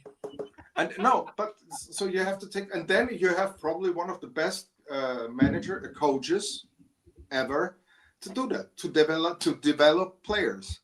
And if we have the defense settled, I'm happy for Kinsky to be the number one because people said, he's not a good shot stopper. And what I've seen in the last 7 games, and also keeping in mind what happened in Madrid, he is, he has a strong mind. So I'm happy with that, and he has some issues with the positioning, but that will get better if he keeps on playing. So I'm happy with that. Could we see a scenario where Micky Moore and Will Lancashire come back and get any kind of minutes as like backup? I want opposed to Serbi to have them in preseason. So have a look at him. I mean, I heard good things with Micky Moore being the young player in Scotland. Okay, Scotland is not probably, I don't know, it's maybe League One level. I don't know. I don't want to be disrespectful. Of course I want to, but you know what I don't know. I can't. If you want to be disrespectful, bro, be disrespectful. That's what you got to do. Well, he's not playing in Austria, okay? I want to be disrespectful, but I'm not allowed to be. So yeah, it's okay. But you know what I mean. Have a look at Micky Moore. Have a look at Will Lancashire. You, Sean, said that he had some good movements and that he developed. And I don't know if he has the greatest stats. I don't think Micky Moore's anywhere near ready for Premier League football. It's okay, but let Serbi make the decision. Have a look at it. Yeah, but if you're good, you got one game a week. But then again, you told me, that's very fascinating because now we have one of the best back lines in the Premier League. I really think so. And then we have by far the best midfield. Well, one of them, yeah, one of the best midfields. And if you keep the youngsters on top, who might make mistakes, but a striker making mistakes meaning he's not scoring, but a defender making a mistake meaning you go down a goal. It's like, do you think that the type of football that Zerbi wants to play, that even if they are not smashing it, it will be still enough to get the wins, because the zero on our end will hold up. For me personally, so that I hear what you're saying. Probably you could experiment a little more on the in certain positions you can, Alex. In certain positions you can't. To your point, and you've heard me say it. A striker can miss 19 times in a game, score the 20th, and become the man of the match, right? And the goalkeeper makes 19 unbelievable saves, and you lose 1-0, and he's the villain, right? So, like the jeopardy of a mistake is amplified as you go down towards the defense. My problem is when it comes to young players, if you're going to be able to be in situations where you're 3-0 up and you can give someone 10, 15 minutes, it's probably more efficient to do that with attacking players than it is defensive players. I think that defensive players have to learn their game on loan, like the Saliba did for Arsenal. Like these guys, like a lot of the best defenders now that are 22, 23, they didn't traditionally learn their craft at the club they were at. It's unusual to have an 18-year-old centre-back in the Premier League. It's incredibly rare. And so maybe players like the kid that we've got, not Vuskovic, the one that we've got behind him that's 17, that's... Byfield. Junior Byfield. Thank you. Forgot his name. That guy, we should probably be sending him out on loan and getting him 2-3 years in progressively more experience and do the whole thing that Arsenal did with their centre backs, because you can't afford to let them learn on the job, because they will make mistakes, but you don't want to make them, if they make one big mistake for Tottenham in a huge game, it can cripple their confidence. So what are we doing about Ashley Phillips? Is he still? He hasn't been sold yet. Is he? He still? He hasn't been sold. He hasn't been sold, and he hasn't been loaned out this summer. But he's someone that I would sell. To be honest, yeah. I think you might be able to get Manor Solomon. He's most likely going. He's definitely out. He's definitely going. And there are conflicting reports on Romero, because Romero was complaining that there was no ambition. Now there is ambition, so actually he should be happy. Well, if you put it like this, and I don't see anyone who wants to keep him. I don't. Fun fact: that's the same reason I don't want Rafael Leao. Because you don't want Rafael Leao, no? No. One of my best mates, Italian, he's a huge Milan fan, and he says that. Yes, exactly. Leao! In the right system, Tonali will be the best midfielder in the Premier League, and he sees him as one of the best midfielders in the world. But with the Eddie Howe system, you couldn't really see it, and the Zerbi. Oh fuck! This is because I'm listening to you all the time. It's brainwashing me. That Zerbi will bring out the best in him. On the other hand, I asked him about Rafael Leao, and he's like, yeah, please, take him.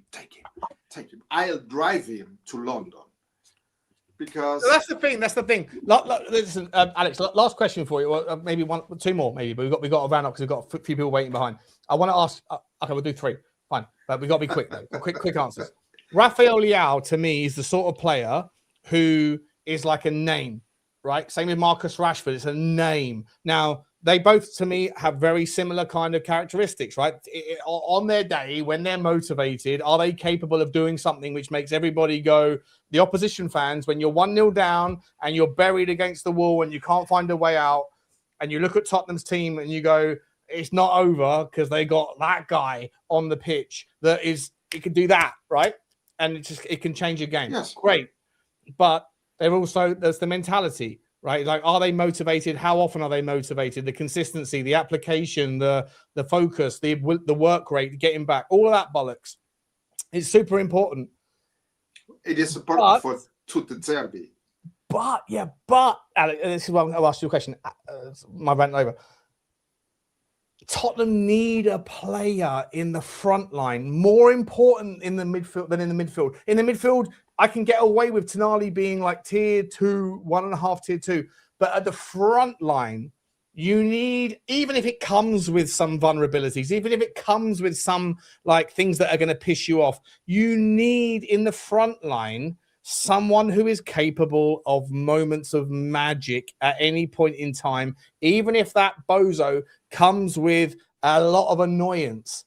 Like you can't afford that at the back end, which is why people get pissed off with Romero, because Romero's like the striker superstar, but in a position that you can't afford for that bollocks. But at the top end, going back to that, you can miss 19 shots and score the 20th and be the hero. Romero is that, but as a defender, and it's not acceptable down there. Up there, Tottenham need a superstar, and Leao plays that role, I think.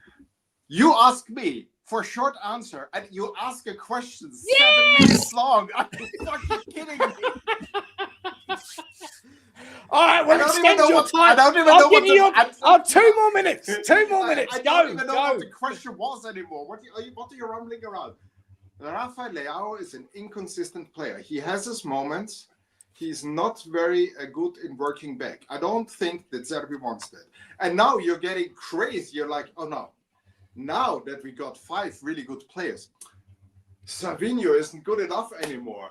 Suddenly, oh my God, are you what is wrong with you, man? Come on. I have news for you. Savinho was never good enough.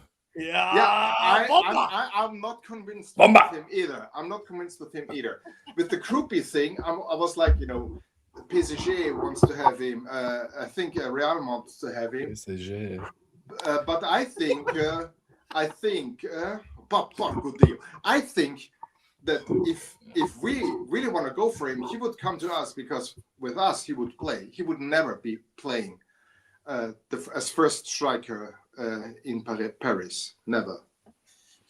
So if he really wants to develop, we would be, for a guy like Krupi, we would be the right club. And if you ask me for a winger, I don't know. Do we know how long Odegaard is still out? Yeah, a long time. They say October, but that means January, doesn't it? Let's be honest. Yeah, well, in the Tottenham time, that's true. Oh my God, that's the second one. I lost you. My question was. Sorry, you're right. I'm rambling. I'm on my second. He's halfway through the second. It's starting to. But my question was: do you acknowledge, or at least agree with me, that you need a superstar at the top end of the park?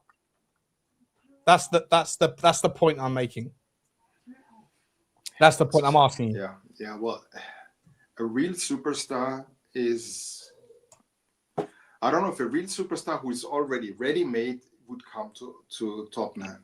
If a superstar in the making who is like, I need game time now, in that age where I am now, like a Krupi, he would come. I would be very happy. You know what I mean? But Mbappe, he would not come. I would like Mbappe. Actually, I don't like him, but as a player, I like him. No, I'm asking about realistic players, like a Rashford, like a Leao. Well, I'll tell you what, Sean, apart from those two, when you say a superstar, how many, and maybe I'm being an idiot, but how many more real superstars are there out there that would be available? Because somebody mentioned in the chat a very interesting name, and I don't know why we don't have a go, is Julian Alvarez. Because if we're splashing cash and they want 70, 80 million, and we're I think we can obviously at the moment outpay other people. I mean, that's a half decent shout. I think someone like him, he's of the level that whatever we can pay anybody else who's better than us, bigger draw than us, can also afford. They'll go out of their way to make it sure that he doesn't come to 500 million release clause. Skunk. Well, I'm talking about the players. The players that have questionable characters, question marks around their output. They're not But we have a non-dickhead policy, and if you're a dickhead, that was Thomas Frank. That was the other guy. That was the other guy. You try to be a dickhead to Roberto De Zerbi, and you will see his wrath. Like, really. It's not like, I have this. But I think Roberto is prepared. I think Roberto is prepared to take a type of arrogance that I don't think Thomas Frank would have taken.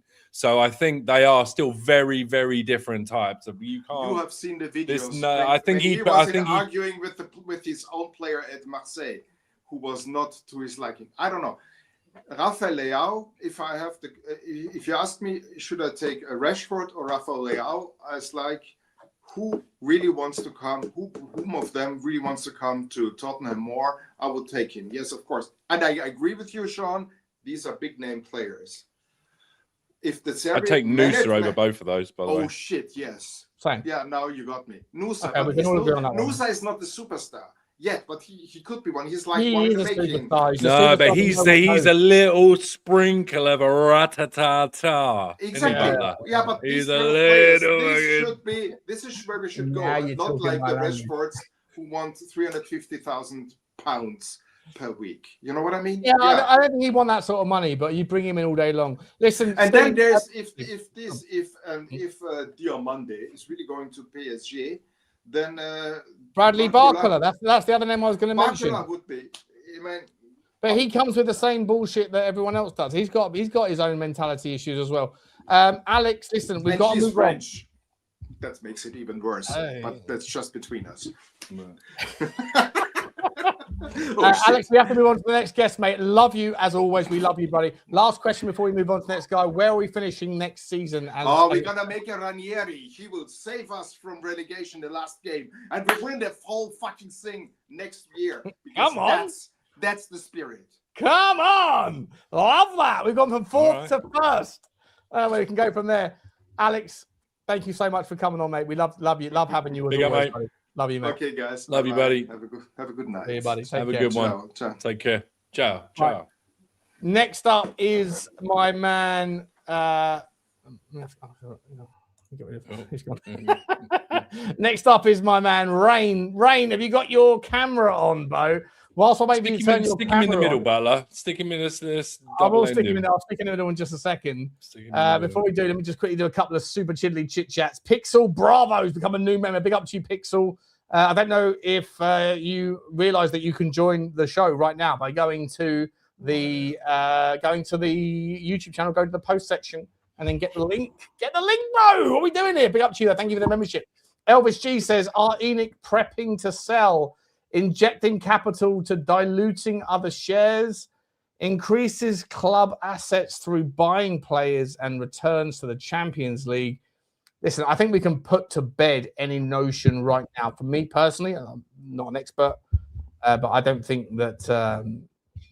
I think we've been hearing for a long time that there's no intention to sell, and I think we're seeing, some of the fruits of that opinion having to be borne out. So we shall see. Big up to you, Elvis. Thank you very much indeed. Still interesting to see what happens with Daniel Levy's stake versus Brooklyn and Wing Fine, all that stuff. No, but that has to be explained at some point. A user 487. Waiting for the book. Wait for the book, mate. It's going to be electric. That man will make a lot of money on the book. A user says, big up to you for your loyalty as well. Thoughts on Leao? Would love to have him. I think we just spoke about it. I'd take him. I would take him because I think Tottenham need someone at the top end of the park. But yeah, they're going to be frustrating for a period, but they're also going to be able to just. You need people at the front three. As much as I've got time for Mathys Tel and Odegaard, and I don't hate Solanke, Richalison, I'm not that fan of. Kulusevski, these sorts of guys, Maddison. Like, as much as I've got love for them all, I just think that Tottenham, absent Sonny and absent Kane, there's no superstardom that have the ability to just do something magical. So even when you're 1-0 down, or even when you're 2-0 down, and it looks like it's game over, even if those players are like not pulling their weight, if they're capable of that thing where they just out of nowhere, bang, you're 2-1, it's back in the game. That you need that at the front end of the park, and we don't have it at the moment. I mean, as much as I love what's going on at the moment, you could almost argue that we don't really have a fit number 10 to start the season yet, because you don't know how good Maddison is, and Xavi's a way off. But if you were to bring Krupi in, right? As much as we all love Krupi, like the idea of Krupi because he's a phenomenal talent, And by the way, his shooting from distance is like chef's kiss. He's got that je ne sais quoi. Well, but he doesn't have the star name yet. I still think that every team that wants to have like genuine respect to get to that level, Leicester didn't have it, but every other team that's ever won the Champions League or everyone that's in this ever won the Premier League, they've always got at least one, if not several, superstars in their team. And I don't think Tottenham have got a superstar in their team, at least not in the front line. So that's why I think that Tottenham need to go, and I just think it's necessary, but whatever. We can chew that over with the next guest in a second, which is Rain. Big up to you, Spursy. And El Dante. Oh, yeah. El Dante's in the house. He says, bring in Coopy Jr. and Rain. Rain is Ray saying, bring in Rain. Another 185 million. Well, look, he's a data guy, right? Bring up to you, El Dante. Let's find out what Rain's got to say. Fucking hell. Look at the face. Look at the fat. Reno, how are you, bro? How long have I been putting up with that, by the way? How long have I been putting up with that? 7-8 months? It's your fault. It's your fault. I had a massive go at Danny a week or so ago because I came on a show and he did that, and I went, "No, I've had enough, mate. I've had enough. I've had enough of every show I've come on. Somebody doing that." Rain. It's a term of endearment, bro. That's all it is. No, it's nothing. It's just people know you for your intro. That's all it is. Yeah. Okay. If it really upsets you, I'll never do it again. If it upsets you, I'll never. Yeah, no, I've had enough. Fair enough. Sorry, man. Sorry, bud. That's all right. You want him to do it again? How are you, mate? Good to see you, mate. Good to see you. Yeah, I'm all right. It's been a weird Saturday. It's been really, really long, but I've got absolutely sod all done. Absolutely nothing done. Because there's been lots of F1. I'm really getting into the F1, just to say. But been loads and loads of chatter about Tottenham. And funnily enough, I've had a couple of good chitter chatters about ENIC. It's the hot topic, isn't it? ENIC 2.0. Is that where you'd like to go? Okay, we can go down that. ENIC 2.0, yeah. First is where I'd like to go. Yeah, absolutely. Because doing the YouTube thing, I'm going to go back right to the start. Bournemouth last season. I meet a certain Sean Butler for the first time at protest. He doesn't remember. I remember very, very well. And he interviewed me. Colour Magnum's in already, was he? He interviewed. No, it was weirdly sober. Bill was swinging left and right. What were we doing? And he was trying to get an ENIC outtake from me at the Change for Tottenham protest. And like my whole shtick, my whole thing was no, I just want us to behave differently in the transfer window. I want us to stop buying young and promising. I want us to buy the right profile. And I want us to buy once rather than 2 or 3 players. And I want us to buy early rather than late. You know, everybody's talking about the end of the window. What happened to pre-season? And, there were lots of other people there going, "Oh, ENIC out. And you, Sean, were like, you've got a really good take here. You know, what you're saying makes a lot of sense. You're reasoning it very well. It's the first time that we had, and I remember the chat. We were sat up by the wall at the top end of the high road, or the sports or whatever it was, and there was that guy who's one of the Change for Tottenham fellas. Forget his name, Billy something or other.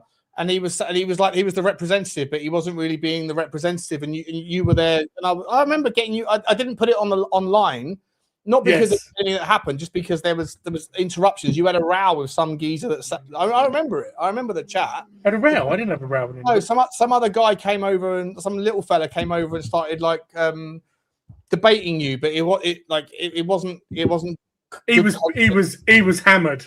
But you remember he was absolutely. Yeah, so I remember it. I remember the conversation. It wasn't the first time I met you, though. That was just one of the first times we could have got you on camera. But that guy. That was the first time we met face to face. First time we met face to face. Oh, fair enough. Yeah, absolutely. And then I've been the same throughout the whole of the season, but I've been consistently saying I'm seeing something different. You know, going and getting Kudus early. Getting Paulinia on loan, going and getting Mwani on loan rather than going and getting a kid, although Mwani was a mistake. And then in the January window, going and getting Conor Gallagher and breaking our wage barrier, breaking our whatever that is. I can see that they're trying to do things differently, and look what's happened this summer. I'm absolutely convinced that it is this second gen thing. Sean, I mentioned it with I think Steve was on. I said I think there's like Reigns come. Was it Steve or was it with with Steve? Yeah. I think you made a good point. I think that in all honesty, that they do say that wealth generations last 3 cycles, right? And, like the first generation builds it, the second generation spends it, the third generation spunks it, and then they start again, right? So I think you might be onto something there. I think it's a good take. But I don't agree. I don't disagree with you, but I think that at the same time that's happening, it doesn't disprove or approve of mine or anybody else's thesis that Daniel Levy was a good or bad chairman. They're 2 different things. Right, the ownership has the willingness to spend the money, but somebody else has to be the person to actually to do the things to put that money to work one way or the other, right? Yeah, it doesn't necessarily, even if it correlates, it doesn't necessarily mean that it's the same, that it's happened at the same time, and it definitely does correlate, right? It definitely does. Yeah. They've ejected Levy and they're behaving differently.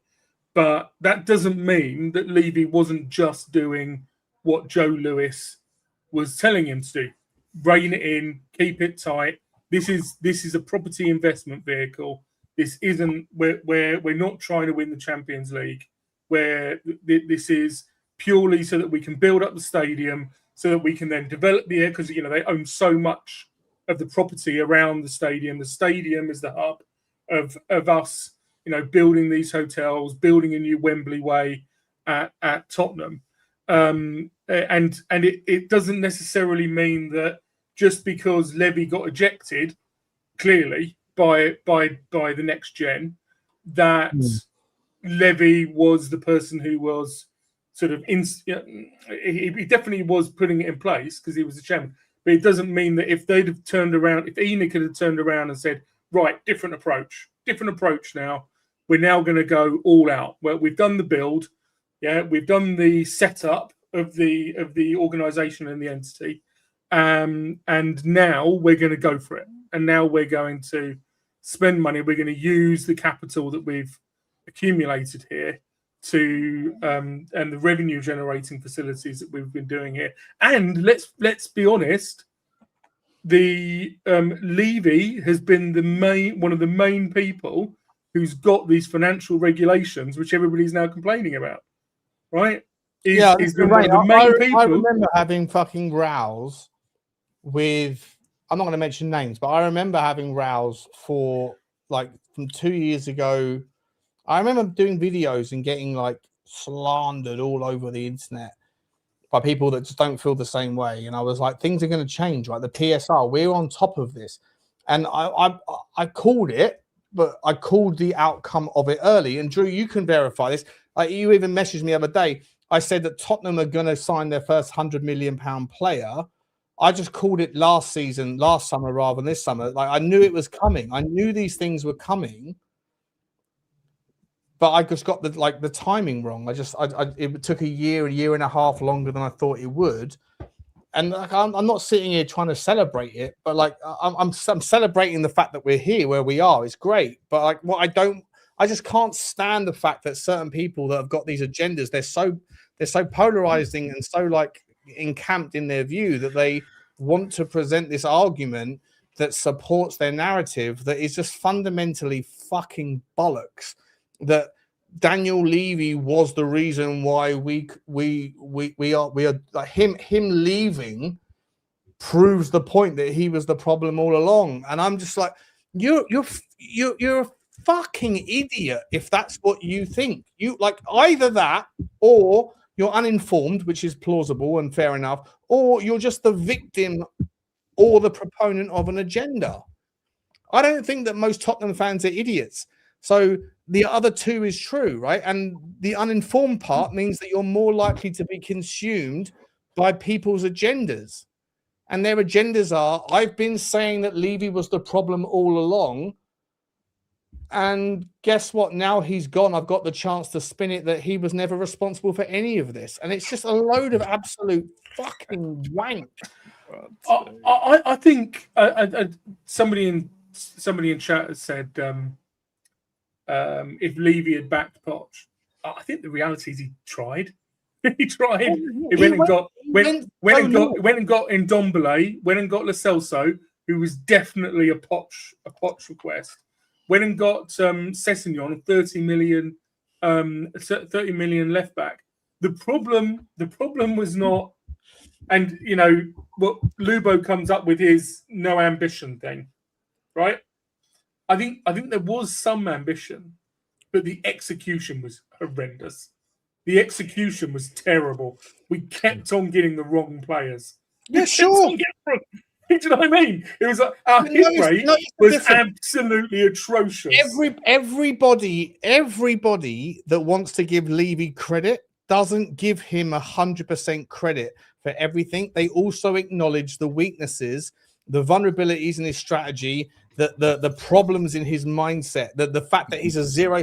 Everybody that says fair play to Levy doesn't say Daniel Levy is absolutely perfect, but there is very few people that think that Daniel Levy is the cancer of the football club that will turn around and say, actually, fair play to him. We're now where we are in no small part because of him. It's a distillate variation on how to assume and approach and apply credit and blame where it is due.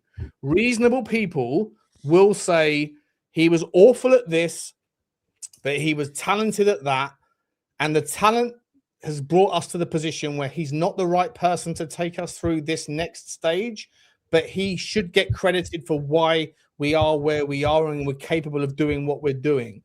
But the people on the other side just want to go, nah, see, we're finally spending money. He was the problem all along. And those people, I'm sorry to say it again, I'll say it for the third fucking time. You are either a fucking unintelligent person, you are either an uninformed person, or you are someone that is the victim of or the proponent of a fucking agenda. It's, in my mind, settled science. I love how whenever I say that, Drew turns his camera off. He doesn't want to get the way I always put it is I always saw Daniel Levy as a very, very good chairman. What's the requirement of a chairman? He looks after the 10 to 20 year strategy of an organization. He's looking after, long-term loans, big investments. What's the general approach? I don't think he was a very good CEO. I don't think he implemented the tactical side of getting Tottenham Hotspur as a football club going very well. And the fact that for so long, Sean, Daniel Levy was both chairman and CEO was absolutely a problem. Absolutely a problem. And say that again. Explain that to me. The fact that he was both chairman and CEO at the same time. That's nomenclature. What difference does it make? What difference does it make? The difference it makes is when you're a CEO, you're doing lots of negotiations, you're doing lots of tactical implementations, but you're held to account by the chairman, right? You're held to account by the chairman. So if he's holding himself, if he's holding himself to account, then when he makes mistakes, he's not being corrected, right? And plenty of mistakes were made as CEO. There's another reason Why there is is an incalculable amount of FTSE 100 companies, FTSE 250 companies, S&P 500 companies. Like I could go on and on and on across the world where the chairman and the CEO are the same person. It's just not true. Not You're major. held accountable by the shareholders. Not major enterprises. You're held accountable by the shareholders. If you fuck up long enough, you're going to get screwed over. The fiduciary responsibility of those people is to make sure that the shareholders are kept happy, and that's the same situation with Tottenham Hotspur.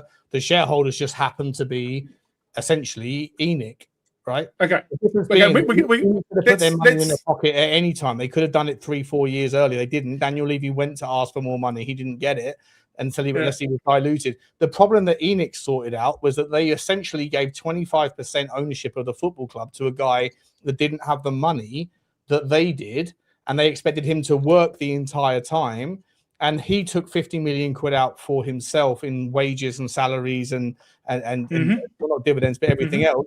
But when it came to putting money into the club, he didn't have the money to put in. And so that played a part in the decision-making of the Lewis family that went, well, if we're going to put 100 million quid in, then where's his 25% of that? He doesn't have it. Therefore, the answer's no, unless you want to get diluted. And Daniel Levy didn't want to get diluted. So Daniel Levy said, fuck it, I'll work to a shoestring budget and I'll continue to work within the means and the mechanisms of what the club operates within. And all of those things are not necessarily whitewashing Daniel Levy. They're just realities and realistic scenarios and appropriate appraisals of the situation at the time. He's now fucked off. We don't know what's happened with the Daniel Levy versus the Wing Fi, the Brooklyn, all that shit. We haven't heard anything about that. But the club, since he's gone, has put in 200 million quid. Has Daniel Levy put in the 50 million quid that would satisfy that 25% ownership or circa 25%? We don't know. Someone needs to do it. And if not, either way, regardless of that situation, regardless of the semantics, Daniel Levy was not the right guy to be given 200 million quid to spend, because he doesn't like to lose on a negotiation. I am more than happy to sit there and say, whoever it is that's making the negotiations, it's better them, whoever it is, than it is Levy. But to sit there and pretend like Daniel Levy wasn't responsible for getting us to this situation where we can do this is laughable and insincere and disingenuous. It's a joke. So it's not just that. It's not just that, Sean. But again, we're going to have to agree to disagree on the separation between chairman and CEO. I hear you. I'm not going to argue with you about it. And obviously the chairman absolutely is 100% held to account by the shareholders.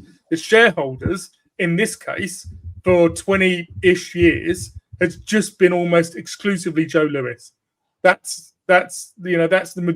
has basically had full control over the Tavistock Group, and it's only in 2022, 2023, when he got done for insider trading, that he had to give that up, and that, as far as I'm concerned, triggered the whole next gen sort of roller coaster. But the other thing about CEO chairman, right? So 10 to 20 years chairman. Most CEOs don't last more than 5 years, right? Most CEOs last 7-8 years maximum. And there's a reason for that. It's because you have to be hard. It's a hard work. And also, you end up, yes, you build relationships. What does that statement even mean? What do you mean?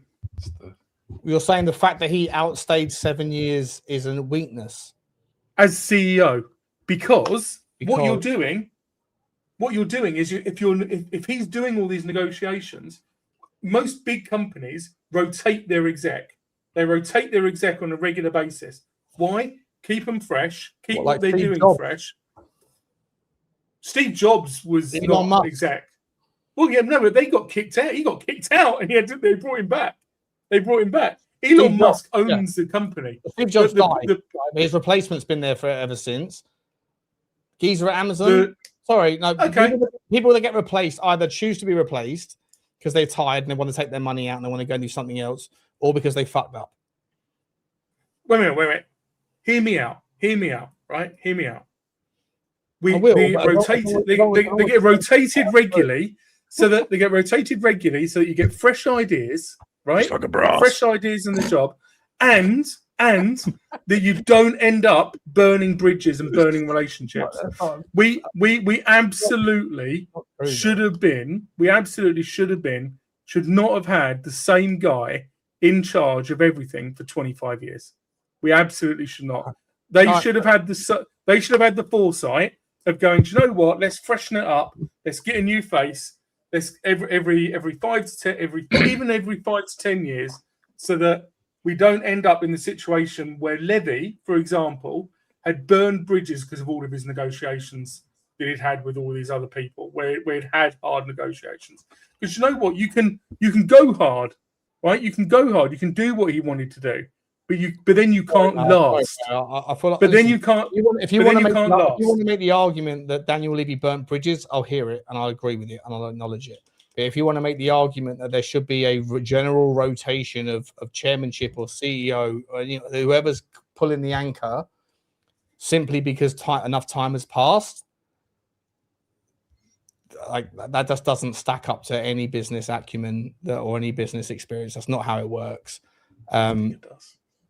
It's not how it works, Blake. It's not how it works. Come on, boys. It isn't how it works. Anyway, listen, we got to move on to the next guy. Mate, absolutely fantastic to have you, Rain. Lovely to see you, mate. And we'll move on to the next one. Rain, what channel were we plugging for you tonight? No. I'm rotating all over the place. I'm a nomad. I'm a nomad. I'm a nomad. I go where I'm a hobbit. Because I'm no longer. I'm a hobo. I'm a hobo. I'm really excited about what's going on. I'm really excited about what's going on, and I can't wait to see what's going to happen in the next couple of weeks. Love you, Rain, mate. Take care, buddy. See you soon, mate. Have a good one, Rain. Take it easy. Right, we're bringing in. I think the next man off the next cab off the rank.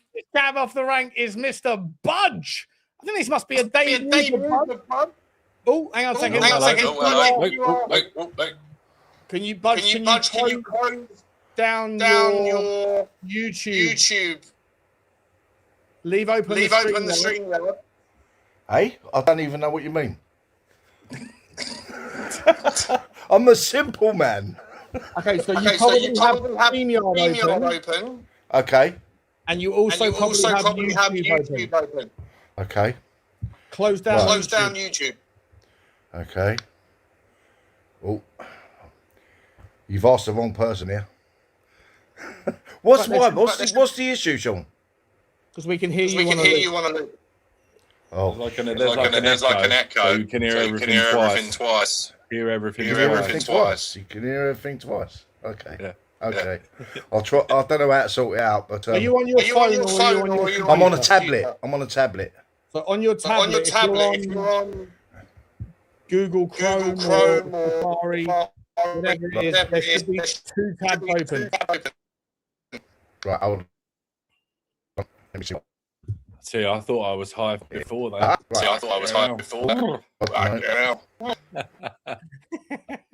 Oh, he's gone. Oh, no, he's gone. Oh, no, he's done the wrong man. Oh, no. Come back, Fudge. I'll tell you what we're going to do whilst Budge sorts that out. Brian, are you still there? Brian went for a piss. I can see in the background. He's gone for a piss. Is he still? He's running back. Budge is back. Sorry, Brian. Sorry, mate. Budge is back. He's come back in. Sorry, Brian. Put you back to... Am I good now? Let's find out. Good now. No. Ah, sugar. Right, give me a couple of minutes. I'll tell you what. I'll bring Brian in first. Yeah, cool. Okay. Brian, don't go away again. Sit yourself down, lad. We're bringing you in. How are you? Please, let's pray to God that you've got the right tab open. How are you, Brian? Oh, hello. No, he's on mute. You couldn't make it up. You cannot make it up. He's on How mute. Are you, Brian? You okay? No, you're on mute. You are on mute. Okay. Okay. There he is. Brian's back. How are you, Brian? Good to see you, mate. I'm doing great. And I just got to say, I've been following you, Sean, since you were doing the walks, and I missed those walks. So I'm hoping you can I bring them back. appreciate that, mate. I appreciate that. I'll be doing the walks again more in the summer. It's just I've got a handle between too hot and bad weather. If it's too hot, I can't take the dog out. So Yeah. It is what it is. How are you, mate? Good to see you, buddy. Thank you for your. I'm the happiest Spurs fan since like 2000.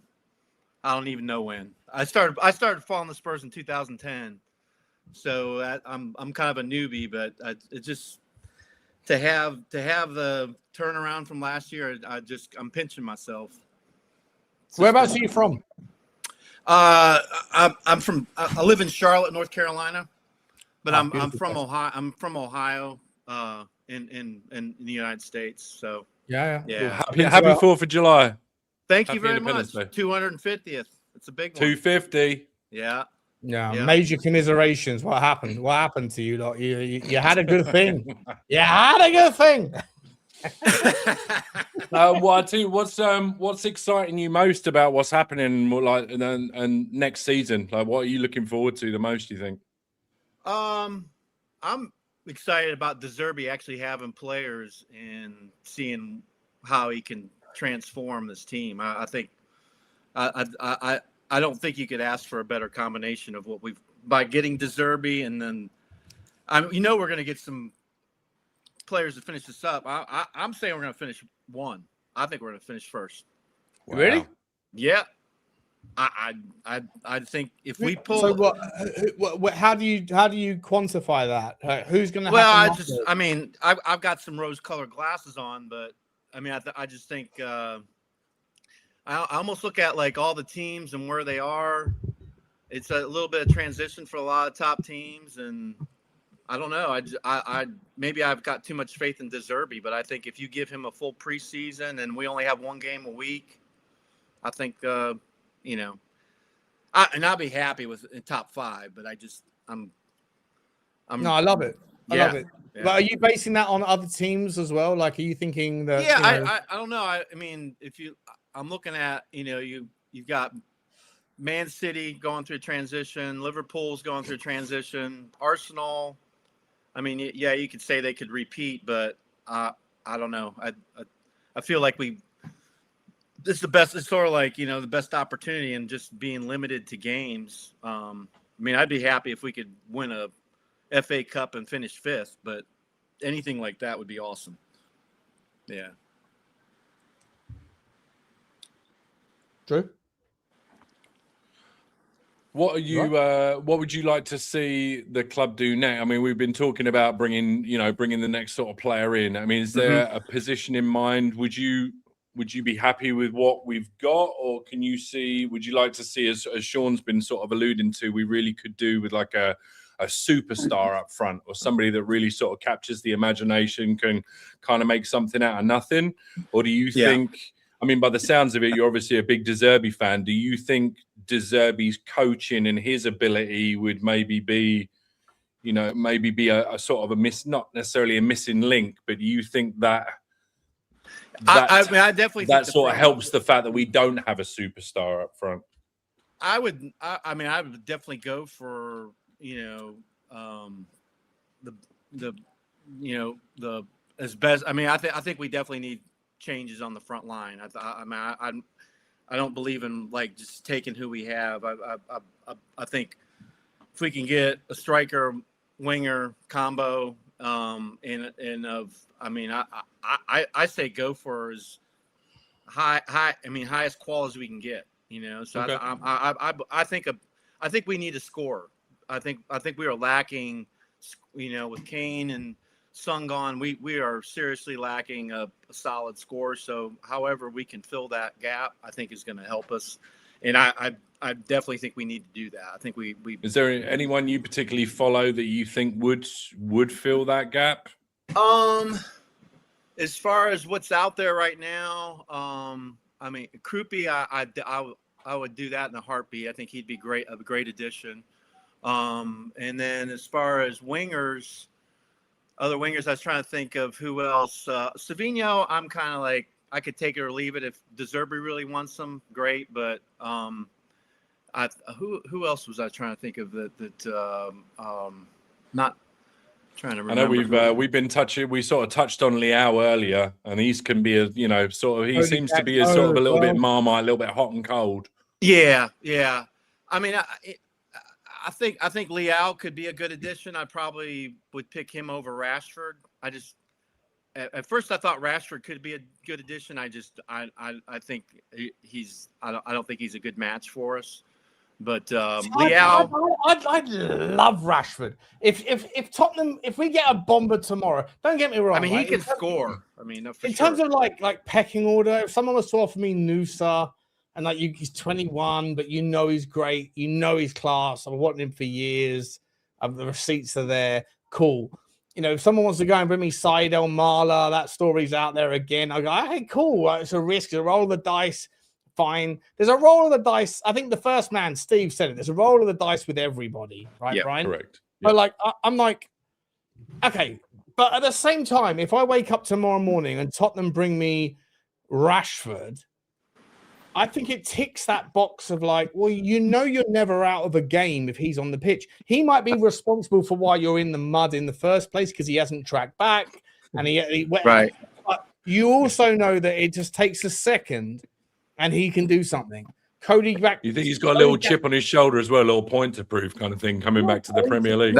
Very well for Aston Villa. There's something about I've got no issue with it. Rafael Leao, I've got no issue with because I know, yes, there's question marks about what he contributes, but ultimately you also know that with him on the pitch, you're never out of a game. You're not. And Leao had a nice cross the other game too. Oh, that shot against Croatia, bang! They roused the crossbar. That crossbar was rumbling. I think it started an earthquake in Venezuela. Right. He took his goal quite well the other day as well. Took his goal very well. Yeah. So I got no issue with that stuff. Big lad as well. I didn't realise how big he was. Big lad. He'll handle the Premier League. No one's going to knock him off the ball. For me, there's a good reason to look at it. Yeah. So, but I love the direction overall of the club. Other than I'm going to get on my soapbox, is we need to get rid of that Marxist flag that's in the corner of our stadium. Okay. But that's I'm not trying to. We know what that is, but I don't know. I think that's one of the curses. I thought you were going to say Romero. Okay, that's a good turn. It's a Brian. With politics on the channel, it's not. Oh, I know, but it's in our stadium. That's why I think we need politics out of the stadium. That's just sure. I'm gonna leave it at that, and I don't. I hear you, mate. It's all good, man. It's fair. I don't necessarily disagree with you, but it's just controversial, unnecessary. So I know. Let's move to the conversation around the next. The outgoings wise, Berghvall, Archie Gray, are those players that you'd happily to see the back of? Do you want to see us keep Bentancur? We have to get rid of at least two midfielders, in my opinion. It's got to be like Berghvall, Gray, Bentancur, Sarr. Pick two. Which two? And do they go on loan or do they go on permanent?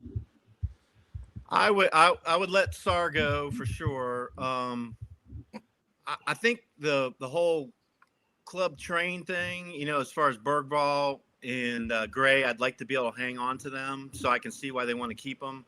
But I could see them going on loan, at least one of them going on loan. And I'd like to see Bentancur stay. I like Bentancur, but I mean, I know there's a limited amount of room, so we're kind of loaded up. But I would say I'd be fine with loaning both Berghvall and Gray. Would you sell one? Would you sell Berghvall if someone came in for 50 million quid? Would you sell him? If you could get Morgan Gibbs White, I'd do it in the second. No, now we're talking. That's the kind of combo I think. But let me ask this though: if you do a Berghvall for Morgan Gibbs White swap, then the Krupi deal's done. So do you rate Krupi below or above Morgan Gibbs White in the stack rank? That's a tough one. I'd probably rate Krupi slightly above because they're both count as home. Krupi would count as homegrown, correct? Would Krupi count as homegrown? Because he's French. Krupi turned down the chance to play for Portugal. Portugal wanted to bring him into the Portuguese World Cup squad, and he went, "Nah, I'll wait until I'm playing for France." I mean, how about the stones on that fucking prediction? That's like, well, fair enough. You got to get in there above Doué. You got to get in there above, Dembele, everyone else, right? It's wild, but I'm not sure how it would work with the homegrown thing. I don't know, actually, to be honest. I'm not, because I didn't know how long how young you have to be with the club, and then eventually you. Yeah, I'll be honest. I'll be honest, Brian. I don't know, to be honest, mate. But I love Morgan Gibbs White though too. I think he would be a great addition. So I don't know. Yeah, I take Gibbs White. Yeah. I take Gibbs. Well, Gibbs White would certainly be homegrown. He'd be homegrown. Yeah, for sure. Krupi, I don't know. I mean, he's only 19, so just turned 20, I think, something like that. So, how long has he been at Bournemouth? 2 seasons. So maybe you can make him. Maybe you can make him homegrown. I don't know. I don't know how the whole thing works. Rain would probably. I was about to do Rain's voice, but we're not allowed to do Rain's new voice anymore. So, I don't know. 3 years before 21, so no, he wouldn't be at 19. Okay. Probably not. There you go. Yeah. Brian, where are we finishing next season, mate? Where are we finishing? I mean, I said 1, but realistically, I think maybe 3. I think we could do 3. Who's finishing above Tottenham? Arsenal and Man City. Yeah. Do you think even with the new manager, even with Maresca coming in, you think they'll hit the ground running? I just think they're so loaded with talent. And I mean, Pep's a great coach, but I think Maresca will do a good job. Yeah. What do you think about this whole? Not to get on the Levy thing. Sorry. You got a bottle bank in the corner. What are we doing here? Let me join you. I've got a bucket. I've got a bucket that I throw the empties in. It makes it easier to put them in the recycling later on. What is? Did you put it in the clear one, or did you put it in the brown and green one? I literally have a bucket over here. I literally have. Because I finish them so frequent, I put them in there, and then later on I go and tip them into the recycling bin. Brian, listen, without getting into the Levy debate, I think we've debated that one enough tonight. The Aston Villa Newcastle fans thing? Do you? I love it. Do you have any sympathy for them? Oh, I think it's awesome. You love it, yeah? Yeah.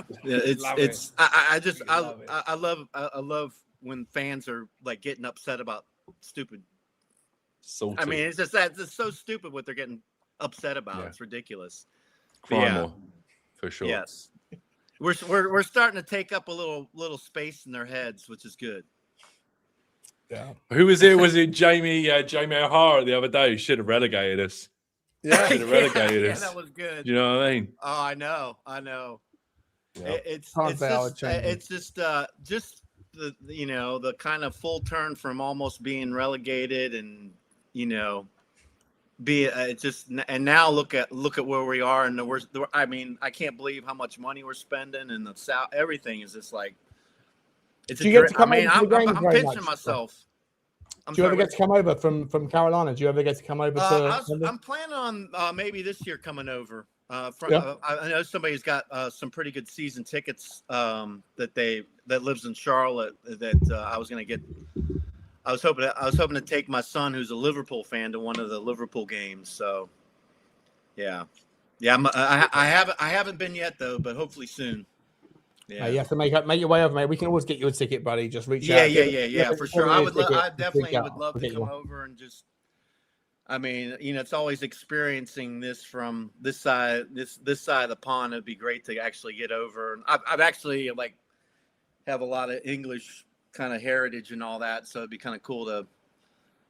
Yeah, just reach out to me, mate. If you ever need a ticket for a game, it's a bit more difficult when you get up towards the Arsenals and the.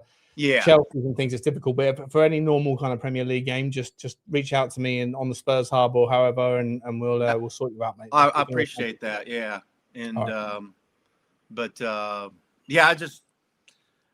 You're my favorite channel for this stuff, and Drew. Appreciate you, mate. Drew's the best, side. Drew's comedian. amazing, isn't he? I mean, Drew's amazing. We love Drew. This guy should be doing the Stand-up comedy set, yeah, right? He should. Yeah. So Yeah, I very much appreciate that, Brian. Thank you very much, mate. You got some great people in the chat, so Yeah, it's a great channel. They're all right, that lot, aren't they? They're all right. They're all right. Yeah, they're okay. There's a few. It's interesting though, right? Because as soon as you mentioned Daniel Levy, all of them that have been incredibly supportive for the last 5 years. As soon as you mention Daniel Levy, you start to see people going, "Oh, Butler's a fucking blah." Like if you stay away from, like in America, you got Trump derangement syndrome and all that sort of thing. There's definitely Levy derangement syndrome. It doesn't mean that that Trump or Levy, are like perfect and people are finding imperfections. It's not true, but it creates so much carnage talking about him. It's so weird. It's so weird. I kind of fall on your side, Sean. I actually think we are only in this position to spend because of Levy. Good man. And if you don't see that, you're blind. I mean, it's clear. Am I glad he's gone? Yes, but exactly. It's like exactly. everything converged at the right look point. At Drew always turns off the camera. Always. But like I said, I'm glad to see the back of him, especially in the negotiations. I mean, that's fine. I agree with that. The reason I disappear is I'm playing my own little drinking game over here. Every time you say Levy, I'm taking a hit. So I don't want to do it on camera because I don't want to get you cancelled. Do you know what I mean? Is that what you do? Every time Sean mentions his name, I've got to take a puff. Right. Yeah, is that what it is? Take a little puff dilly puff. Listen, Brian, mate, I want to let you go, buddy. We got one more man to come on, so say thank you so much for coming on. Please come on to the next one as well, Brian. Great introduction, buddy. Nice one, Appreciate Brian. you coming on. It's great. Thanks for having me on. You guys have a great rest of your show. Have a good one, man. And enjoy the rest of your 4th of July, man. Take care. Don't blow any fingers off. Thank you very much. Later. Take care. See you, Brian. Take care, mate. Bye. Take care, bud. All right, listen. We got the next. We got the next guy coming in just a second. We got a few super chats. I didn't put 2 and 2 together, Drew. I didn't realize you were playing when Butler says Levy. I've got to take a puff. I didn't. You were playing that game the whole. That's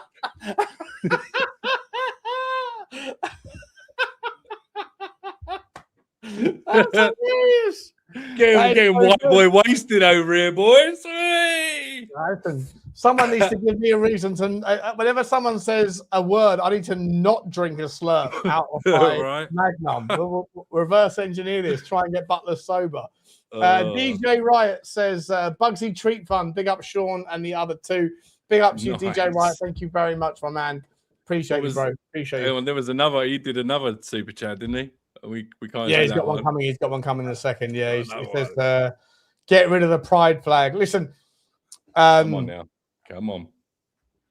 Look, I'll be honest.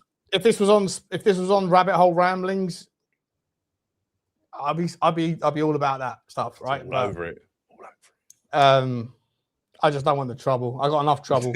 Right. So I got enough trouble. I got enough trouble. I go right. I don't need this trouble. Listen, you know what I mean? Okay. When my palms spread like this, it means fucking relax, people. Relax. Brilliant. Like, listen, we've all got our political persuasions and stuff, but like football and politics shouldn't be mixed. But the one thing I will say is Brian. Big up, Brian. He got a lot of friends in the chat when he mentioned that. He did. I tell you what. Yeah, he got a hell of a lot of support on it. But listen, at the same time, this isn't the place for that sort of thing. It's not. And I love Brian. Brian, thank you for coming on, my man. Love you, mate. We'll get you next time. But listen, big up to everyone for coming on. Big up to all of the boys. Big up to everybody. All the boys. But yeah, politics and let's bring on John Turney. John Turney with that out in Japan. John Turney's a fucking big time.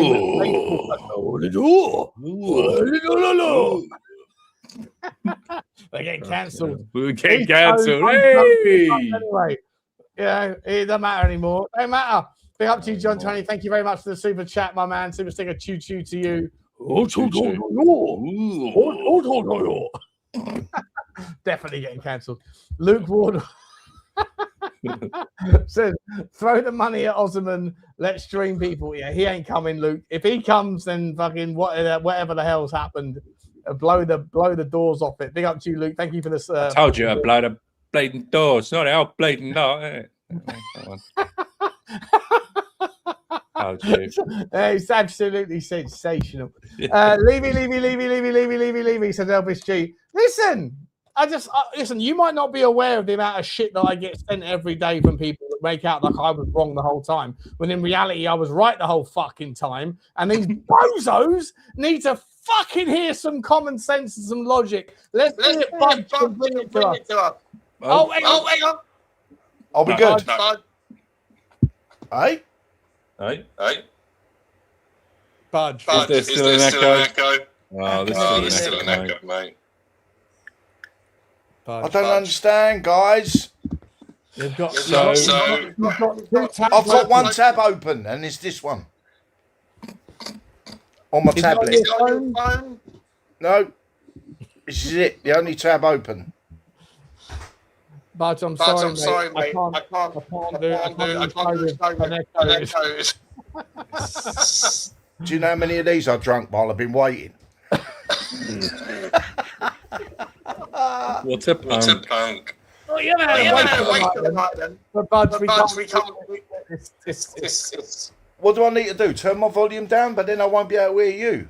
No, you've got something else open. Oh, hang on. What about headphones? Do you have headphones? Do you have a pair of headphones, maybe? It might just be looping. Okay. I like lupins. They're my favourite flowers. Brilliant. Except this ain't got a bloody headphone socket. What about Bluetooth, mate? Bluetooth. Good man. Yeah. Fantastic. Anyway, yeah, smash the like, subscribe, hype the video. How'd you turn these off? This is. Do you have something in your house? Yeah, that is my IT department's just going to bed. It's the missus saying, look at you. Hold on, let me try this. Oh. Comedy gold. No. Come on. Who is the Albert? Is that any good? Not your side. No. Still an echo, mate. We can't do this. We can't do it, mate. We'll try it next time and I'll find out what's going on. I ain't got a clue what's going on. I'm not tech savvy, guys. All right, mate. Love you, bud. Gutted. Absolutely gutted. Sorry, mate. I feel so bad for the man. I know, right? What are you supposed to do? He must have a tab behind a tab. He's waited 2 hours to speak as well. No.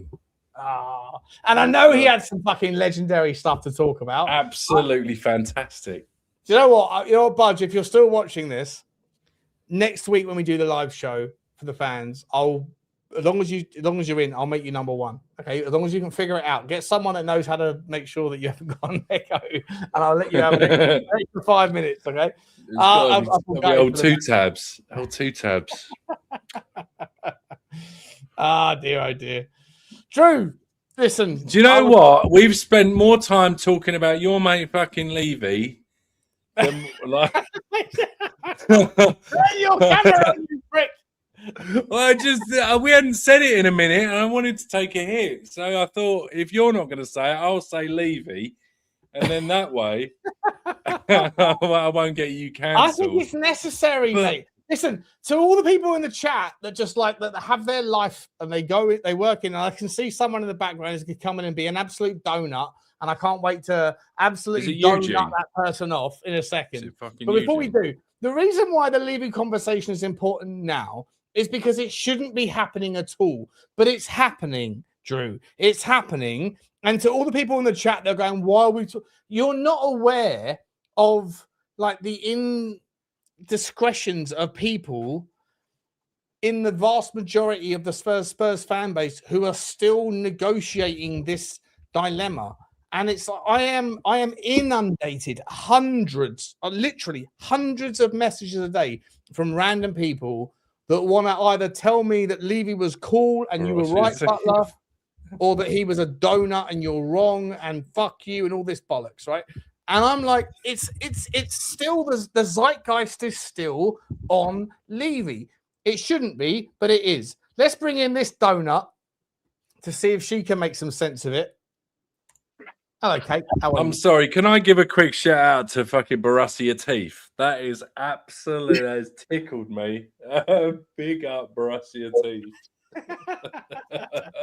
Great name. Great name. He's a so, Kate, help me because you would not have thought that we'd signed Tonali or Financh or whatever Alex, who your bloody name is. Like, talk to me, Kate? How are we doing? Do you know what? I was in bed, I was watching news, and I thought I've got to go on and say this has been the most unpolitically correct show I've ever seen, and I've loved every second of it. It's so comical. You're welcome. Well, yeah.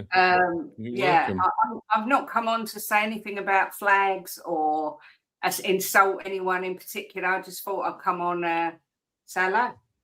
Ready? Brilliant. How are you? Good. I think I'm the only sober and completely level-headed, straight as a guy person here because Drew looks like he's somewhere in the stratosphere. I'm perfectly fine. Thank you very much. As am I. Thank you very much. Come on now. Let's not fucking. Let's not go that part, Kate. Maybe you should. You came to us, Kate. You came to us. Yeah, you know what, Kate? You know what, Kate? Maybe if you drank a couple of shots of tequila or bombed a couple of like whatever it is that fucking Drew does, maybe you come out with some better logical sense than the nonsense we usually hear from you. What are we doing here? Yeah, one of them. What's your excuse then, Butler? How comes all that comes out of your mouth is a load of shit, considering you drink Magnums like they're going out of fashion. Oh, they're honestly bottle bank. Nothing I said is out. Nothing I said is waffle. Everything. Hang about. All valid. I swear to God, I just opened a fourth, but this one's brand new. I don't know what I've done with the other one. It looks like we're on number 4 now, people. We're on number 4. Right. Oh, hang on a minute. Let me join you. Let's go. What are we doing here? Honestly, hey, talk to me. Talk to me about football. Talk to me about footballers. Anyone in particular? I mean, the 2 that we've signed ain't bad, are they? Oh, okay. Well, or the 5 that we've signed, or we're still waiting for the what do you call it? Tonali announcement. Although it's coming. Ben Jacobs said people are panicking for nothing. It's 100% done. They just haven't sort of announced it yet. So that's good. Look, I'm excited. It's done. It's my understanding. Although I did see someone putting out a comment. I did see Spurs Watch saying earlier on that Tonali failed his medical. Imagine that happened. What are we doing here? Yeah. What are we doing here? What are we doing here? Even funnier is the Sun newspaper reporting that Tottenham are going in for Bruno Guimaraes. That's even funnier. Hang about what the Sun reported Tottenham in for Bruno. I didn't get to play out the. I didn't see that. Yeah, the Sun are mentioning us being interested in Bruno. I'm not having it. That's not. But you know what the Sun's like. Nah, no, I'm not having it. But if I'd seen it, Kate, why didn't you send it to me? I would have put out a fucking content. I only saw it about 2 days ago. You know what this guy's like? He'd already have the thumbnail. He already got the thumbnail going in the background. Maybe we should call an end right now to this fan show so I can put up a video. What are we doing here? Oh no, we got that's not going to happen. But no, look, it's a good time to be a Spurs fan at the minute, and the this is full of rival tears, which I'm enjoying drinking because everyone's crying about Spurs, and it's great to see. You know? Yeah, but I do want to ask you this, Kate. I know Drew's already pissed off, and I know that half the audience are sick and tired of it. But what are we talking? What? Leaving. No, I'm talking about context. Okay, yeah. I haven't said his word. I haven't said his name, Drew. She did. She did. Oh, is that what you did? You're I mean, listen, it's any time, mate. Any time. All right, I take advantage of these things. I'm going to change his name to Daniel from now on because that doesn't count. So you gotta like put your bong down and wait for the rest of us. So if you want to have a bong on the screen, mate, I think at this stage it doesn't matter. Generally speaking, it's actually a kind of a vapey thing. So it's not even happy days. Happy days. Nice. Hey, but listen, what are we doing here? But listen, I'm listening. The reality is, Kate, that people like your mate Terry Flewers, who put up a fantastic video today. Yeah, brilliant. Brilliant. And I recommend everyone going after this. He basically said what a lot of Tottenham fans have been saying, which is like Crimea River. Yep. But there's so many people within the Crimea River camp of Tottenham fans that historically and recently and probably today are also claiming that thank God Daniel Levy's no longer here. And I'm like, you know, I don't give a fuck about Daniel Levy as a person. I couldn't care less about him. I call him out for all his fallibility, of which there are many. But Kate, come on, mate. Like, where is the consistency? The people that hated Daniel Levy are now turning around to Aston Villa and Newcastle fans going, hey, have some of that. You were the people that were blaming the geezer and hating on the geezer for the last 5 years for delivering the thing that allows you to now say, have some of that. Have some fucking shame. You shameless fucking people. What am I doing here, Kate? What? I feel like I'm battling a million people. I feel like I'm battling a million donuts. Help me out, Kate. Look, someone said it on Sky Sports perfectly. Levy is the reason that we can spend, but he was also the reason we never spent. And I think there's a little bit. He wasn't the reason we never spent. He wasn't the fucking reason we never spent. The reason we never spent were the people that are still in charge now that just changed their tune after we fucked off. Lipstick on a fucking pig. It's the same pig. Jesus fucking Christ. Where's the logic? Honest to God. That was the easiest piece of baiting I've ever seen in my life. Wow. Fucking brilliant. Look, it is what it is. Wow. I don't see why we have to keep going over it. He's gone, we move on. It's the same owners. It's being handled different. Arsenal didn't spend for, was it 10 years after they built their stadium? And the thing is, as Rain said, we did spend, we just spent really badly, and a lot of that, and that's down to recruitment. So, surely you're never going to convince these people because it's ingrained in them to have this narrative. So you're wasting your time. It's like trying to educate pork. You can't do it. So just let them think what they want. Trying to educate pork? Yeah, that was my granddad saying. He used to go, you can't educate pork. Don't ask me why. I don't know what he had. I've always heard pigs are the most intelligent domesticable creatures, aren't they? Once they're pork chops, they're not clever, are they, children? Let's be fair, they're going in the pan. Not when they're chops, but anyway. But, yeah, you know what? There's someone else in the chat. I think I know this man. His name's Choppy Cheese. And I think I've met him before, and I think he's a nice enough guy to bring in to make it affordable. So we're going to bring him in. Chop, if you can just turn your camera to what the fuck's going on? I've already fucked up. Wow, unbelievable. If you can turn your camera to the left and sit yourself down and make yourself, then we can have a conversation. How are you, Chop? I'm good. How are we doing today? Good, bro. Can you turn your camera to the left? No. I don't mean like. He's talking about like this? There you go. Now we're talking. Now we're talking. Can you sit yourself down though? Can you sit yourself down to make it like a stable camera? Yep. No, he's Give me going one outside. second. He's going to show off his American fucking USA fucking. Listen, it's 4th of July, bro. Yeah, Happy I get it. 4th of July. I Thank hear you. man. Happy Thank you. July. What are we doing here? How you doing, bro? I'm good. I can only come on for a couple minutes. I'm at my girl's house. Okay. But yeah, I just wanted to come on, say hello. What's going on? I think you did a great job with the Spurs Hub, by the way. I'm logged in, signed up, and everything. So appreciate you doing that for the community. Thank you, man. This is only V1, bro. Like you wait, like over the next 3-4 months, it's going to be the only place for people to go. It's going to be insane.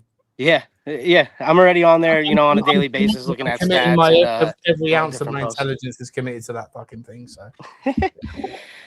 So, yeah. Do I have the stage right now? I don't want to interrupt anybody. you have the stage, bro. Talk to us, and then Kate, you can chime in and disagree and cause an argument. All right, I appreciate it. Yeah, just wanted to say I do agree with your Levy takes. I don't think that we would be at this point if it wasn't for him, but I do agree that maybe to have a little bit more ambition, and also I think to have better relationships with some of these clubs in the transfer windows he needed to go, because I think he definitely rubbed a lot of teams the wrong way. So I don't think we would be able to maybe produce the same type of business if he was here still, but that's nothing to disrespect the financial standpoint that he put us in. Great, I agree 100%. Perfect. I also just wanted to say, couldn't be more buzzing with this transfer window that we're currently having. Definitely going to go down as probably our greatest transfer window ever. So couldn't be more excited for this upcoming season.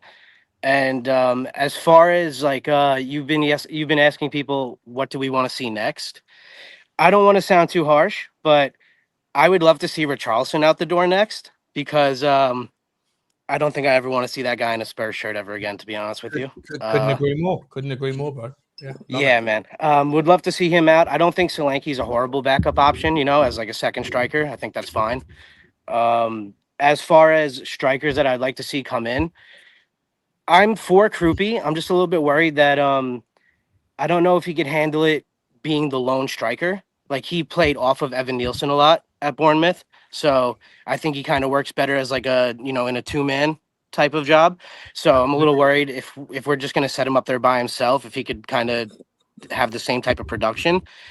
Being from the US and being a massive Spurs supporter, I'm liking Florian Balogun, not going to lie. And I saw that we have links to him too. He's kind of bigger, kind of more of a bully, kind of gives those center backs a little bit more of a problem, I think, than Krupi would. Not saying he's more talented or a better striker, just maybe a better fit for what we're trying to do if we're going to play three up top. I think Balogun would be a great option. I think Krupi's a good option. What do you see? Let me ask this. I agree with everything you said. I don't necessarily disagree with your Balogun take. I don't know enough about him. I don't watch enough of Monaco. Oh, sorry. I've watched him in the World Cup. I know he got sent off last night or the night before, whatever it was. Shocking I don't decision. think it was really a bad red card either, but continue. Shocking decision. Yeah, okay, but really, okay, whatever. Regardless, that's just that's subjective. But where do you see his weaknesses and where do you see his strengths? I've watched him on the Y Scout a lot. I like him, but I'm not sure if he can make it in the Premier League. I would say his weaknesses are probably that he's maybe not prem proven or battle tested at that type of level. I would also say that his weaknesses probably would be link up play. I don't see him being like a great link up play. Like, Solanke is kind of strong in that aspect, but then he lacks like the ability to get in the box and be hungry and kind of like get on the end of those like half chances or chances that we're creating, where I think Balogun would probably be better at taking his chances if we're creating a lot. It also depends on, like you said, what we're doing on the wings. I do trust Kudus to be a good provider. Depends on what we're doing on the left wing. Like, if we bring in a guy like Savio, right, who doesn't have a lot of end product, but he's going to consistently be beating his man and providing service, then I think a guy like Balogun would thrive under that type of system. But yeah, I think his strengths would be finishing, strength, athletic ability, and having a nose for goal and finishing off chances that are created for him. I don't see him being a guy who's like Harry, going to be able to kind of shift it out of his feet, bang one, and just create magic by himself. But how many guys are like Harry, Okay, so he's the equivalent of the Lewis children versus Daniel Levy and Joe Lewis. He's finishing off their. Hey, say I knew he's his camera. I knew you were going to put your camera off, you prick. I'll be honest, Drew. I wish I could take a hit right now. I can take one for you, buddy. Don't you worry. Appreciate it. Hope it's good, bro. Kate, let me ask you. Balogun. Listen, I don't know enough about him. I'll be honest, right? Like I like what I see, but what I see is like clips. I just don't. I'm not going to sit. Do we care that he's ex-Gooner? Do we care that he's an ex-Gooner? I don't give a fuck about that personally. He got rejected by them anyway. I don't care about that shit. I actually almost like that. Gives him a point to prove. Yeah, maybe, right? But I don't like if you don't watch Monaco play week in, week out, then like what you're going to go off is YouTube highlights, statistics, or you're going to go off of what I go off of, which is the Y Scout tool, which shows all of his clips in like 10-second isolation. And all that stuff's great, right? It adds to your value of the depth of your opinion, but it doesn't really allow you to see what happened before the 10-second clip starts. And it doesn't really show you. You can look into his fuck-ups if you want to, but who does that, right? So, like, for me, I don't feel like I've got a confident opinion on Balogun. But, yeah, go on, Kate. What's your take, Kate? No, I'd say the same. I mean, it's easy to watch someone in the World Cup and go, oh, they've scored a few goals, let's go for him. But I haven't seen enough of him to judge. He doesn't particularly make me excited. Like I've got to be honest, if that was the striker we signed, I'd be a little bit underwhelmed, if I'm honest. Yeah, I thought the same. Yeah. So. Do you think I would be crazy to say like maybe his comp would be like an Igor Thiago? I wouldn't be that. I personally, mate, I wouldn't be that over the moon if Tottenham signed Igor Thiago either. I think that's what I'm saying. I think he's that level. It just depends on what we're gonna get. Yeah, Igor Thiago for me is like Dominic Solanke was 2 years ago. Like one season. Would you rather Vlahovic? I mean, look at the striker market. I mean, who are you? I think you're asking me to pick between a $10 hooker in Tijuana, which might give you the best time in your life, but you don't know what you're going to come away with, or a like flaccid, like stuck up her ass. I don't know. Like I don't think I don't know what I was going with the analogy. Finish this analogy. Where's You're going to sell us some sort of $1,000 escort instead of a $10 hooker. Yeah, but then ultimately, I'm sure that probably at some point, you get halfway through the $1,000 hooker and you're like, I should have spent 10 fucking bucks. What we're doing here is the same fucking thing. I don't know where I'm going with the analogy, but you know where I'm trying to take it. I feel like to the brass house. There's risk, right? You go and pay $1,000 for some bird, and she goes, "Hey, let's just talk for an hour." No, I just paid you for an hour, bitch. Get down to work. Or you go to the $10 thing, and they go, "Let's get down to work," and you go, "But you're already making me fucking burn." Either way, there's problems. There's always problems, is what I'm trying to say. There's always problems, Choppy. If we're playing a striker up top as a lone 9, do you like Krupi? Like, are you sold on Krupi doing that job? Not as a 9. 100% no. Not as a 9. Okay. So then, I don't know. I think for me, like, if I'm looking for a striker, if we're going to be playing a lone 9, I think I actually like Vlahovic. I'm a big Juve supporter as well, so I wouldn't mind seeing Vlahovic. I think he has the talent. But yeah, I think Vlahovic, Balogun, or Krupi would be good options. I'd be happy with any of them. What are you saying, Kate? Which version of a brass would you take? I can't believe I'm just winning the analogy. I've never been that desperate, so I can't comment on the analogy. Not desperate, economical. How is it economical if you've got to pay for it? You don't think you got to pay for a bird? Well, you don't think you have to pay for your girlfriend, pay for your wife, I don't know what your situation is with Jimbo, but you don't think that there's an economical transfer with any relationship in life. What are you talking about? How naive are you? Everything is economical. Everything is a transfer of value. Jesus fucking Christ, Kate. Get yourself on the rabbit hole with me and we'll talk about that shit. Everything. When you go out when you're 18 years old and you go to the bar and you say, hey, cutie pie, can I buy you a drink? And she says yes.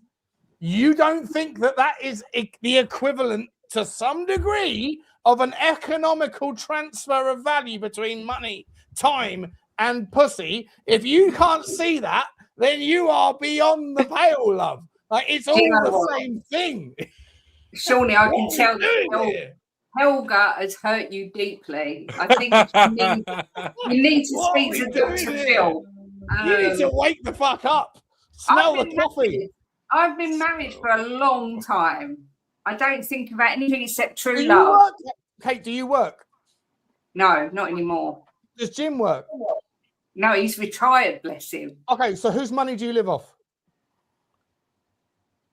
Ours. Oh, I thought so. Okay then. Oh, ours. Okay then. What are we doing here? That was amazing. I would like to point out I was the breadwinner for the majority of the time. You go. So, don't even me, Shawnee. I don't know how we got into relationships and money. Yeah, I can't believe we haven't spoken one bit about our new double pivot because we've spent too much time talking about fucking Levy. You know, to be honest, I agree with Sean on the standpoint of we missed a trick on Goncalo Ramos. I'm a huge PSG supporter as well. My mother's born and raised in Paris. I would have loved to seen him come through the doors. I think he's a great striker. And that header he had the other night in the World Cup, unbelievable. And also, I like having links on the pitch and guys who are maybe of the same nationality and get along and are looking to play well together. So you're talking about Rafael Leao. I would love Rafael Leao on the left wing, pair him up with Mateus Fernandez. I think, that could work a trick as well. I love that, buddy. I do love that, mate. Yeah. Go ahead. I'll answer your last question. No, I was about to say, if you're staying, just stay for a minute. But I want to bring back in Budge. We got Chop and we got Budge. No, I'm actually going to go. I don't want to take too much time away from my family here. No worries. But listen, thanks for having me on. I appreciate you guys. Come on, you Spurs, and let's finish this transfer window on a high. Love you, Chop. Have a good July, Take it easy, guys. Have a good one. Fucking love you too. Chop. What a good guy he is. Budge, welcome back, my man. Welcome back. Third time lucky. Have you? Can you? I'm not hearing myself right now. I'm not hearing myself either. I think we might solve the problem. Yeah! Budge. I had to get my other tablet out. I have no idea why that other tablet wouldn't work, but I'm so delighted we finally got a chance to chat. Budge, how are you? Yes, I'm fine now. Well, I'm about 6 punks in, but And listen, right. First thing, guys. I don't do politics. I don't do religion, right? And I don't do Levy bashing anymore. All right, mate. But what I would like to say about the Levy thing is I was an active member of the protests when they were going on. Fair enough. Right. But this bloody club. This club. Yeah. This club makes you flip-flop. Everybody. Yeah. It just makes you flip-flop because you guys all say what, has been going on with the owners and Levy when Levy was there. But this is only speculation and it's only what we're guessing. We don't really know, do we? No, you're right. You're right. We haven't got a fucking clue, to be honest, Budge. We haven't got no. Budge, it's all guessing. I find it a little bit weird. All the conversations I had tonight, at the last stage to go, I'm moving on Chop and we're bringing in Budge. That sounds like it sounds like Something else. Budge, what's your? Can I know your first name or is your actual name Budge? No, my Budge is my nickname. Budge Jeff Bargery. Budge it is. Budgery. Fair enough. Fair enough. Yeah. Listen, mate. I appreciate the fact that you Levy out and that now you're not interested in talking about it because you're right. Things change very quickly, and I respect that people, you know, if you have new information and things change, as long as you're not like completely indebted and embedded into a narrative, then you should be able to like, you know, Change get your over opinion. a previous opinion. Get over it, you know? Yeah, absolutely. But at the same time, I do believe that we are in the position now because of what he set up. If he wasn't actually anything to do with the actual football and the buying and selling of players and the negotiations, this, that, and the other, he would have been perfect. But he had to have his fingers in all the pies, and that was his ultimate downfall, wasn't it, really? Yeah, for sure. And I'm happy to acknowledge that myself. Happy to just seeing the French Paraguay team having a nightmare. Happy to acknowledge that as someone that always gets called as like a Levy defender. I'm not. I'm happy to sit here and acknowledge. Drew, you can smoke on the stream. It's okay. Just back in here. I'm happy to sit here and acknowledge that. Like, I don't think he would be the right guy to be in charge now. Right, I'm fine with it. I'm fine to sit there and go. If everybody is willing to acknowledge that he created something that took a long time, too long in the eyes of most, but actually it wasn't fruitless, and now we're here. But had he still been in charge, that he would be the guy that would make the Robertson transfer, even though it was a free transfer. He'd be dragging that bollocks out until August the 1st. Like, I'm happy to acknowledge that like there's a time and a place. Like I said at the start of the show, Winston Still be waiting now. Still be waiting now. We still, we wouldn't. We'd be waiting. We'd still be haggling over fucking Andy Robertson. I'd be thinking about Juventus. I'd be thinking about going that way instead, man. 100%. But like, it's okay to. Two things can be true, right? Like, he wasn't the right guy for this version of Tottenham, but he was the right guy to get us to this version of Tottenham. If you can't acknowledge it, then you're a fucking idiot, in my opinion. Like, fucking park your bias. Recognize this is what you wanted. We now have it. It doesn't mean that Daniel Levy was the donut that you always said he was, because he wouldn't have got us here if he was any other version of himself. That's like, it's idiotic to not at least acknowledge that, or at least it's bias based. Sorry, Budge. Sorry, mate. I'm taking over your time. No, that's fine. The way I'm looking at it is, it's a bit like doing maybe a 6-year university thing to become a doctor, right? You've got to spend that 6 years not earning the big bucks, but eventually, once everything's in place, you start reaping the benefits. And that's what I think now we're seeing. I'm hoping now we're seeing, but once swallow don't make the summer, as we'll keep saying, if this window is, without a doubt, I've been supporting Spurs since 1973. The first time I went to Spurs was 1973. So I've seen good stuff. I've seen us win things. I've seen the glory days, glory nights at the Lane and everything. And I've also seen, obviously, what you guys have seen, like the shit we've had over the last few years. And it's what being a football fan's all about, really. You know, if you're the team that is won everything, like if you was a Real Madrid fan, for instance, you don't know what it's like to be shit. Yeah. You know, and surely that gets a little bit tedious, doesn't it? Surely. 100%, mate. I used to say, like, a few years ago, Budge, I used to say, like, imagine being a Man City fan. Imagine if you'd been nowhere. Yeah, and you was only born in like 2000 or something. You were irrelevant for like 60 years. And then out of nowhere, you suddenly became incredible. And same with Chelsea, right? slightly different degree, but similar sort of process. You went from nowhere to everywhere incredibly quickly, and then it's taken away from you in the case of Chelsea, because after Abramovich left, they like the young guns that are coming up as Chelsea fans don't understand what it's like to be a proper. But then I meet Chelsea. I went down the pub, my local pub down here, about a year ago, and I met an old Chelsea firm lad who was like the head of the Chelsea firm back in the 70s and 80s. And I had a long conversation with him, and he was like, "Yeah, I don't really enjoy it the way I used to like being where we were. This whole different version of us is a different version of us, and it's not really for me." But Tottenham have done it organically, or Tottenham are doing it organically, and we went through the process.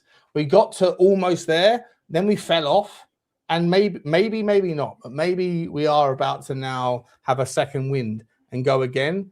And this time, hopefully, we got the money and other people, right, other teams around us that have cheated their way to get to where they are, or are just in their own little ecosystems. They're going to have to take a little step back. And this year for me is a really interesting one, because Liverpool have got a new manager. Do you remember in 2017 when Tottenham finished second to Leicester, right? And we only just lost to Leicester, and Leicester came out of nowhere. What was the unique environment of that particular year? Leicester had just finished 17th twice. They then went on to win the league, right? But Arsenal were in a transitional year. City were in a transitional year. United were in a transitional year. You can't tell me that there's not a similarity between Tottenham and Leicester from that particular season. Because this year, we finished 17th twice, and we're going to hopefully go better. But this year, we're coming up against Manchester United, who have got like a new full-time permanent manager, but they're limited in their spend. Manchester City have just lost their rock-solid Pep Guardiola, which made everything click, and we don't know what the new version of Maresca looks like. Chelsea have got a new manager. Liverpool have got a new manager. The only team that right now is going through a transition of some meaningful state is Arsenal. So there's no reason why Tottenham, if we really are serious before the end of the window and we go and get ourselves a whoever, right? Insert whoever you want there. If we go and get a left winger or a striker or an attacking midfielder and we move some players on, there's no reason why we can't do something meaningful, especially if Arsenal have a few injuries or something goes against them, or the game. Like there's no reason why Tottenham can't do what Leicester did in 2017. In fact, if you tick all the other boxes of what made Leicester's significant victory significant, everybody else around us is going through the same transitions now that nobody gave those teams the credit for back then. So I don't know. I'm excited, but I want everybody to be on board it. But I feel like there's bickering around why and how it's happening, and it's noise. Let's just focus on what's next. No. Well, this conversation about the teams that are going through transition, have got new managers, etc. Arsenal are going through a little bit of a transition as well, but they just don't realise it yet. Because when the PGMOL don't support them this year, that's really fucking spot on. That's gonna take some levels. Love that. Love that. That's going to take some levels. That's going to take some levels off of them. I love that one. Yeah. What's the transition for Arsenal? Well, everybody else has got a managerial pivot or a 115 charges pivot or this. What's Arsenal's pivot? No more PGML support. I fucking love that, Budge. Nailed it on the head, bro. Nailed it on the head. Love that, mate. Kate, what are you saying? What are you saying, Kate? Do you know what, Budge? I don't know if you remember, we met you. I don't know if it weren't last season, the season before in the Coach of Horses. That's it. What a legend. Such a nice man. So I was just enjoying listening to you there. Made my day when I met you. Oh, see? What a nice man. What a nice thing to say. Thank you, Budge. Look, I kind of agree. I don't want to get too ahead of myself. I let Jim do that. Tell everyone we're winning the league, but everyone does feel like they're in a little bit of a transitional sort of period. I see a lot of people in the chat talking about Harry Kane. Jim said to me tonight, would you take Kane? If someone said to you right this second, you can have Kane or Krupi, you take it. I said, I'm taking Kane above everybody. If we had Kane, I think we got one more year. We got one more year because I don't think he'd do himself a year out of the Champions League at his age.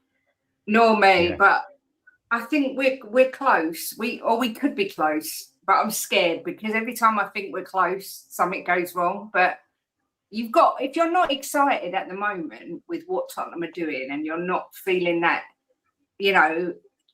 feeling that something's changed and it's different this time, and you're not sort of getting on board, you shouldn't really be following football, because this is what it's all about. Being a supporter is supporting the club and dreaming big. And if you can't do that, then maybe you shouldn't be a football fan. That's how I look at it. Yeah, absolutely. We've had so many years of pain. Why not dream a little and think, maybe things are changing? And I think that is why we're dreaming a little, because we've had so much pain for the last, 20 years or whatever. So it's a welcome relief, shall we say? And I can't wait. I absolutely can't wait. Yeah. What are you saying there? Yeah, Bruce? I agree. I can't wait for this double pivot, mate. I'm so excited. Like the Tonali and Fernandes is basically all I've really been wanting to talk about all night. Just the way that they yin and yang off each other, and no one's really even been touched on them. So, I'm just excited. I would rather talk about the team than the shit in the background, to be honest. I mean, it's all part and parcel of it, and I completely respect and I appreciate it, and I just, I enjoy giving people a little bit of shit as well. But no, I'm just really looking forward to.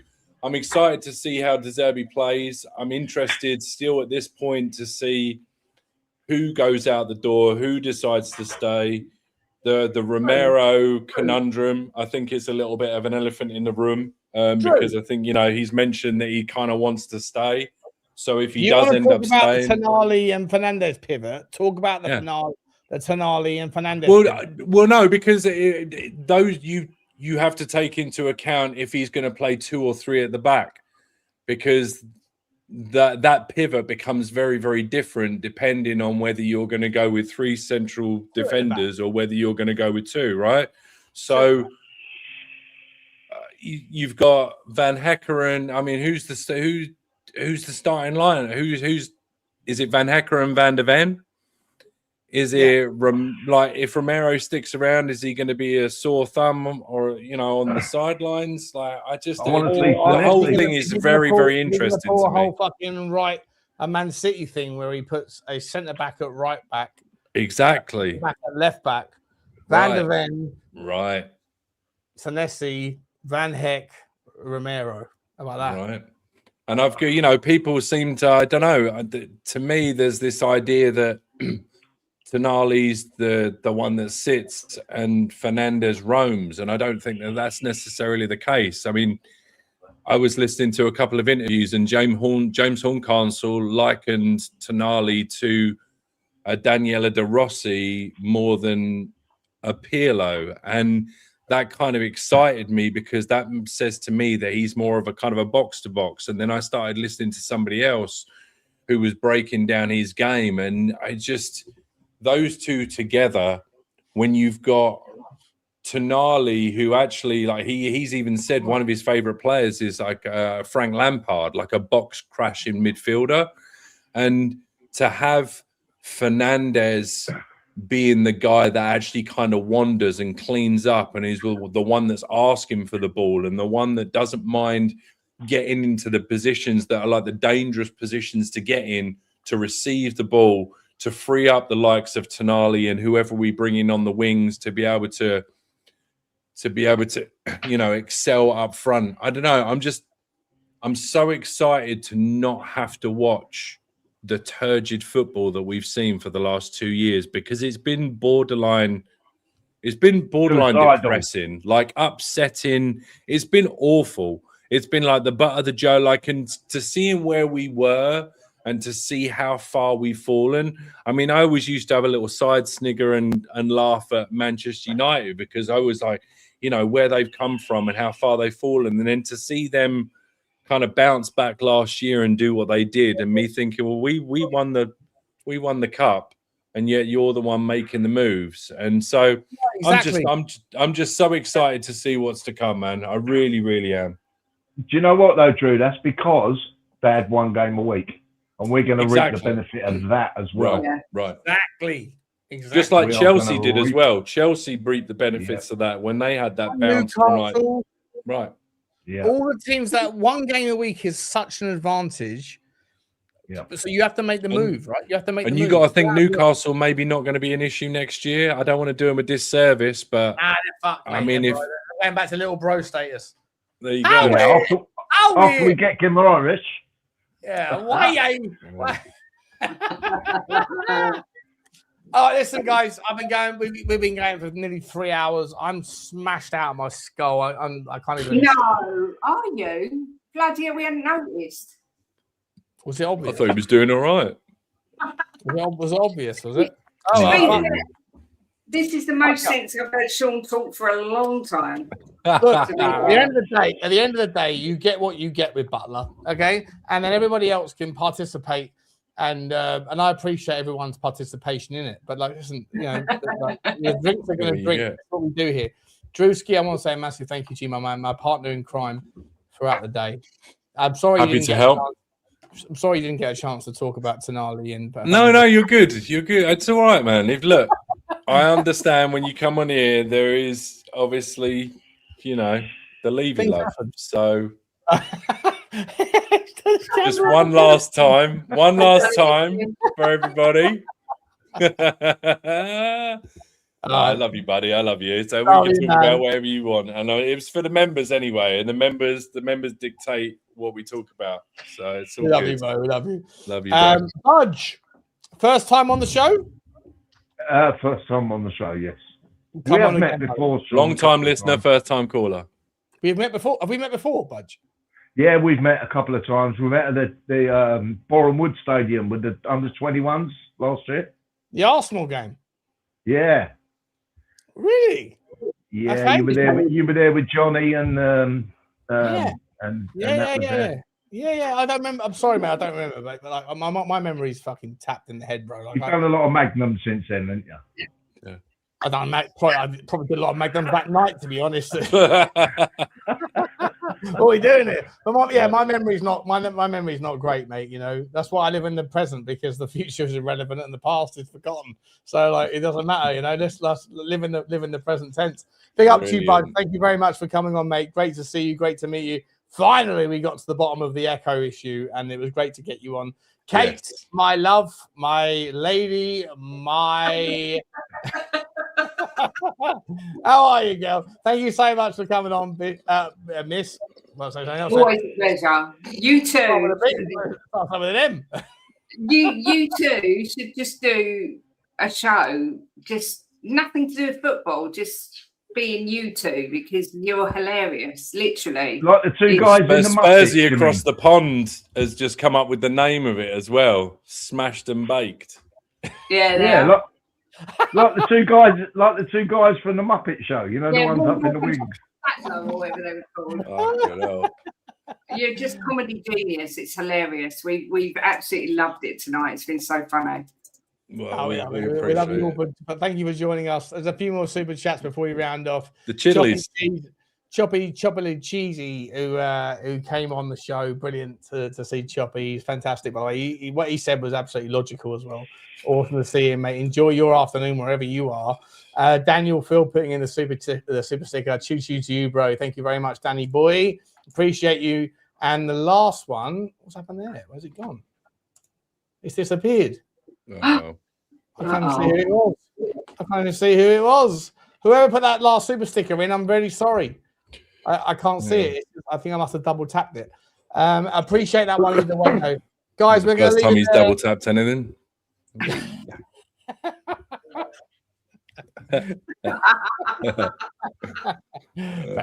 Fair banter. All right, guys, we love you all. I'll be back tomorrow. Drew, thank you so much for being on, mate. Love you, buddy. You're absolute legend. Kate, thanks for coming on. Mate. And to you, Budge, and to everyone that came before. I'll put out some of the earlier sessions, but before I was smashed out of my skull, and they'll be out there as clips later on. Love you all. See you tomorrow, guys. Appreciate everyone. Come on, you Spurs. And as always, take it easy, Come on, boy. you Spurs. Come on, Spurs. Game on!